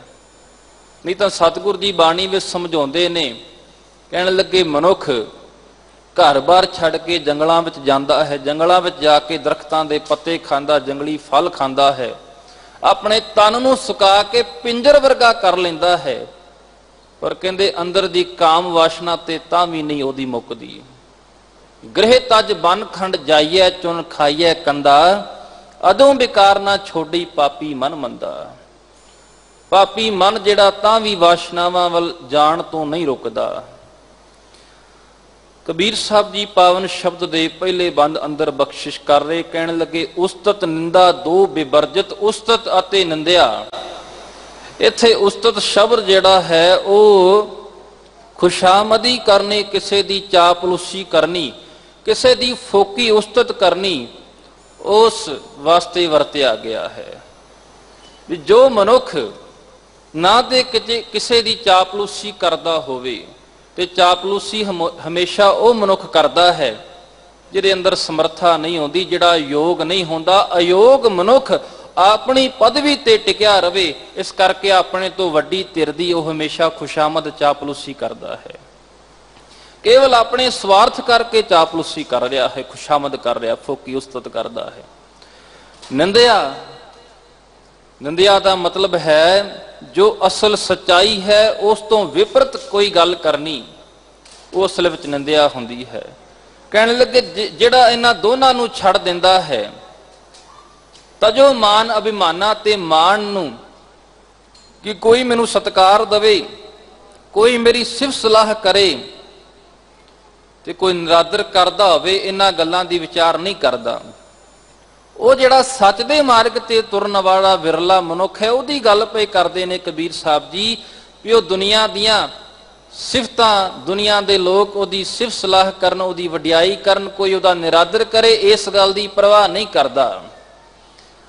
ਸਤਿਗੁਰਾਂ ਜੀ ਦਾ ਮੁਬਾਰਕ ਬਚਨ ਹੈ ਗੁਰਬਾਣੀ ਅੰਦਰ, ਕਹਿਣ ਲੱਗੇ ਅਬ ਹਮ ਚਲੀ ਠਾਕੁਰ ਪੈ ਹਾਰ, ਜਬ ਹਮ ਸ਼ਰਨ ਪ੍ਰਭੂ ਕੀ ਆਈ, ਰਾਖ ਪ੍ਰਭੂ ਭਾਵੇਂ ਮਾਰ, ਲੋਕਨ ਕੀ ਚਤੁਰਾਈ ਉਪਮਾ ਤੇ ਬੈ ਸੰਤਰ ਜਾਰ, ਕੋਈ ਭਲਾ ਕਹੋ ਭਾਵੇਂ ਬੁਰਾ ਕਹੋ, ਹਮ ਤਨ ਦਿਓ ਹੈ ਢਾਰ।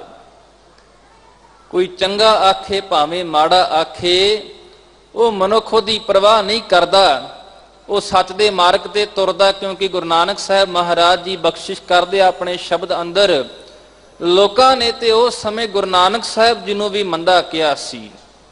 ਕੋਈ ਆਖੇ ਭੂਤਨਾ, ਕੋ ਕਹੇ ਬੇਤਾਲਾ, ਕੋਈ ਆਖੇ ਆਦਮੀ ਨਾਨਕ ਵਿਚਾਰਾ। ਜਦੋਂ ਗੁਰੂ ਸਾਹਿਬ ਜੀ ਨੇ ਐਸੀ ਨਿਵੇਕਲੀ ਵਿਚਾਰ ਦਿੱਤੀ, ਕਰਮ ਕਾਂਡਾ ਭਰਮਾਂ ਤੋਂ ਰਹਿਤ ਰਹਿਣ ਦੀ ਗੱਲ ਕਰਦੇ ਨੇ ਸਤਿਗੁਰੂ ਜੀ, ਛੱਡਣ ਦੀ ਜਦੋਂ ਗੱਲ ਕਰਦੇ ਤੇ ਲੋਕ ਕਹਿੰਦੇ ਸਨ ਕੋਈ ਭੂਤਨਾ ਕਹਿੰਦਾ ਸੀ, ਕੋਈ ਬੇਤਾਲਾ ਕਹਿੰਦਾ ਸੀ, ਕੋਈ ਮੰਦਾ ਚੰਗਾ ਬੋਲਦਾ ਸੀ, ਪਰ ਸਤਿਗੁਰੂ ਜੀ ਨੇ ਉਸ ਗੱਲ ਦੀ ਪਰਵਾਹ ਨਹੀਂ ਕੀਤੀ ਹੈ। ਤੇ ਸਾਨੂੰ ਵੀ ਸਮਝਾਉਂਦੇ ਨੇ ਵੀ ਜੇ ਤੁਸੀਂ ਸੱਚ ਦੇ ਮਾਰਗ ਤੇ ਤੁਰਦੇ ਹੋ, ਕੋਈ ਤੁਹਾਨੂੰ ਚੰਗਾ ਮਾੜਾ ਆਖੇ, ਤੁਸੀਂ ਆਪਣੇ ਉਸ ਰਸਤੇ ਤੋਂ ਤੁਰਦੇ ਹੋਏ ਤੁਸੀਂ ਭਟਕਣਾ ਨਹੀਂ ਹੈ, ਉਹ ਮਾਰਗ ਤੇ ਚੱਲਦੇ ਹੀ ਰਹਿਣਾ ਹੈ। ਲੋਹਾ ਕੰਚਨ ਸਮਕਰ ਜਾਣੈ ਤੇ ਮੂਰਤ ਭਗਵਾਨਾ, ਜਿਹੜਾ ਲੋਹਾ ਕੰਚਨ ਭਾਵ ਆਦਰ ਤੇ ਨਿਰਾਦਰੀ, ਉਸ ਨੂੰ ਸਮ ਕਰਕੇ ਇੱਕੋ ਜਿਹਾ ਜਾਣਦੇ ਸਾਹਿਬ ਜੀ ਕਹਿੰਦੇ ਉਸ ਪਰਮੇਸ਼ਰ ਦੀ ਮੂਰਤ ਹਨ। ਅਗਲੇ ਬੰਦ ਅੰਦਰ ਬਖਸ਼ਿਸ਼ ਕਰਦੇ, ਕਹਿਣ ਲੱਗੇ ਰਜ ਗੁਣ ਤਮ ਗੁਣ ਸਤ ਗੁਣ ਕਹੀਐ, ਇਹ ਤੇਰੀ ਸਭ ਮਾਇਆ। ਉਹ ਮਾਲਕ ਦੀ ਇਹ ਮਾਇਆ ਹੈ, ਉਸ ਨੇ ਹੀ ਇਹ ਸਾਰਾ ਪਸਾਰਾ ਕੀਤਾ ਹੈ। ਮਾਇਆ ਦੇ ਤਿੰਨ ਗੁਣਾਂ ਦੀ ਗੱਲ ਕਰਦੇ ਨੇ, ਰਜ ਗੁਣ ਤਮ ਗੁਣ ਸਤ ਗੁਣ। ਕਹਿਣ ਲੱਗੇ ਉਸ ਮਾਲਕ ਦੀ ਮਾਇਆ ਹੈ, ਤੇ ਇਸ ਤਿੰਨਾਂ ਪਦਾਂ ਤੋਂ ਉੱਤੇ ਕਿਹੜਾ ਹੈ ਚੌਥੇ ਪਦ ਕੋ, ਜੋ ਨਰ ਚੀਨੈ ਤਿਨ ਹੀ ਪਰਮ ਪਦ ਪਾਇਆ। ਇਹਨਾਂ ਤਿੰਨਾਂ ਤੋਂ ਜਿਹੜਾ ਉੱਤੇ ਚੌਥੇ ਪਦ ਸਹਿਜ ਦੀ ਅਵਸਥਾ ਵਿੱਚ ਜਾਂਦਾ ਹੈ, ਕਹਿਣ ਲੱਗੇ ਉਸੇ ਨੇ ਹੀ ਪਰਮ ਪਦ ਉਸ ਨਿਰਵਾਣ ਅਵਸਥਾ ਨੂੰ ਪ੍ਰਾਪਤ ਕੀਤਾ ਹੈ। ਤੀਰਥ ਵਰਤ ਨੇਮ ਸੁਤ ਸੰਜਮ ਸਦਾ ਰਹੇ ਨਿਹਕਾਮਾ, ਜਿਹੜਾ ਤੀਰਥਾਂ ਵਰਤ ਰੱਖਣ ਅਤੇ ਇਹੋ ਜੇ ਕਰਮ ਕਾਂਡਾਂ ਤੋਂ ਨਿਹਕਾਮ ਰਹਿੰਦਾ ਹੈ, ਦੂਰੀ ਬਣਾ ਕੇ ਰੱਖਦਾ ਹੈ, ਇਹਨਾਂ ਵਿੱਚ ਕੋਈ ਉਹਦੀ ਚਾਹਤ ਨਹੀਂ ਹੁੰਦੀ। ਤੀਰਥਾਂ ਤੇ ਜਾਣਾ, ਵਰਤ ਰੱਖਣਾ।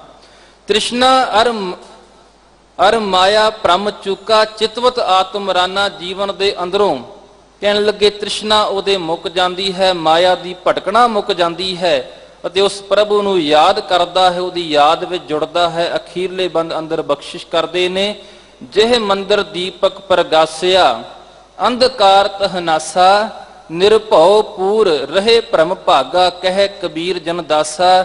ਜਿਹਦੇ ਜੀਵਨ ਦੇ ਅੰਦਰ ਉਸ ਪ੍ਰਭੂ ਦੇ ਨਾਮ ਦਾ ਦੀਪਕ ਦੀਵਾ ਜਗ ਜਾਂਦਾ ਹੈ, ਦੀਵਾ ਜਗਦਾ ਹੈ ਤੇ ਹਨੇਰਾ ਖਤਮ ਹੋ ਜਾਂਦਾ ਹੈ। ਹਨੇਰੇ ਦੀ ਆਪਣੀ ਕੋਈ ਹੋਂਦ ਨਹੀਂ ਹੁੰਦੀ। ਹਨੇਰਾ ਉੱਥੇ ਜਿੱਥੇ ਚਾਨਣ ਦਾ ਅਭਾਵ ਹੈ, ਤੇ ਜਿਵੇਂ ਦੀਵਾ ਜਗੇ ਹਨੇਰਾ ਬਿਨਸ ਜਾਂਦਾ, ਉਸੇ ਪ੍ਰਕਾਰ ਉਹ ਮਾਲਕ ਦਾ ਨਾਮ ਜਿਹਦੇ ਜੀਵਨ ਅੰਦਰ ਵਸ ਜਾਂਦਾ ਹੈ, ਉਹਦੇ ਅੰਦਰੋਂ ਵੀ ਅੰਧਕਾਰ ਵਿਕਾਰਾਂ ਦਾ, ਅੰਧ ਵਿਸ਼ਵਾਸ ਦਾ ਹਨੇਰਾ ਬਿਨਸ ਜਾਂਦਾ ਹੈ। ਸਤਿਗੁਰ ਜੀ ਕਿਰਪਾ ਰਹਿਮਤ ਕਰਨ, ਸਾਡੇ ਜੀਵਨ ਦੇ ਅੰਦਰੋਂ ਵੀ ਇਹ ਅੰਧਕਾਰ ਅਗਿਆਨਤਾ ਦਾ ਖਤਮ ਹੋ ਜਾਵੇ, ਗੁਰੂ ਦੇ ਗਿਆਨ ਦਾ ਦੀਵਾ ਸਾਡੇ ਅੰਦਰ ਵੀ ਜਗ ਸਕੇ। ਸਤਿਗੁਰ ਜੀ ਕਿਰਪਾ ਰਹਿਮਤ ਕਰਨ। ਇਤਨੀਆਂ ਵਿਚਾਰਾਂ ਪ੍ਰਵਾਨ ਕਰਨੀਆਂ ਜੀ, ਭੁੱਲਾਂ ਚੁੱਕਾਂ ਦੀ ਖਿਮਾ। ਸਾਰੇ ਆਖੋ ਜੀ ਵਾਹਿਗੁਰੂ ਜੀ ਕਾ ਖਾਲਸਾ, ਵਾਹਿਗੁਰੂ ਜੀ ਕੀ ਫਤਿਹ।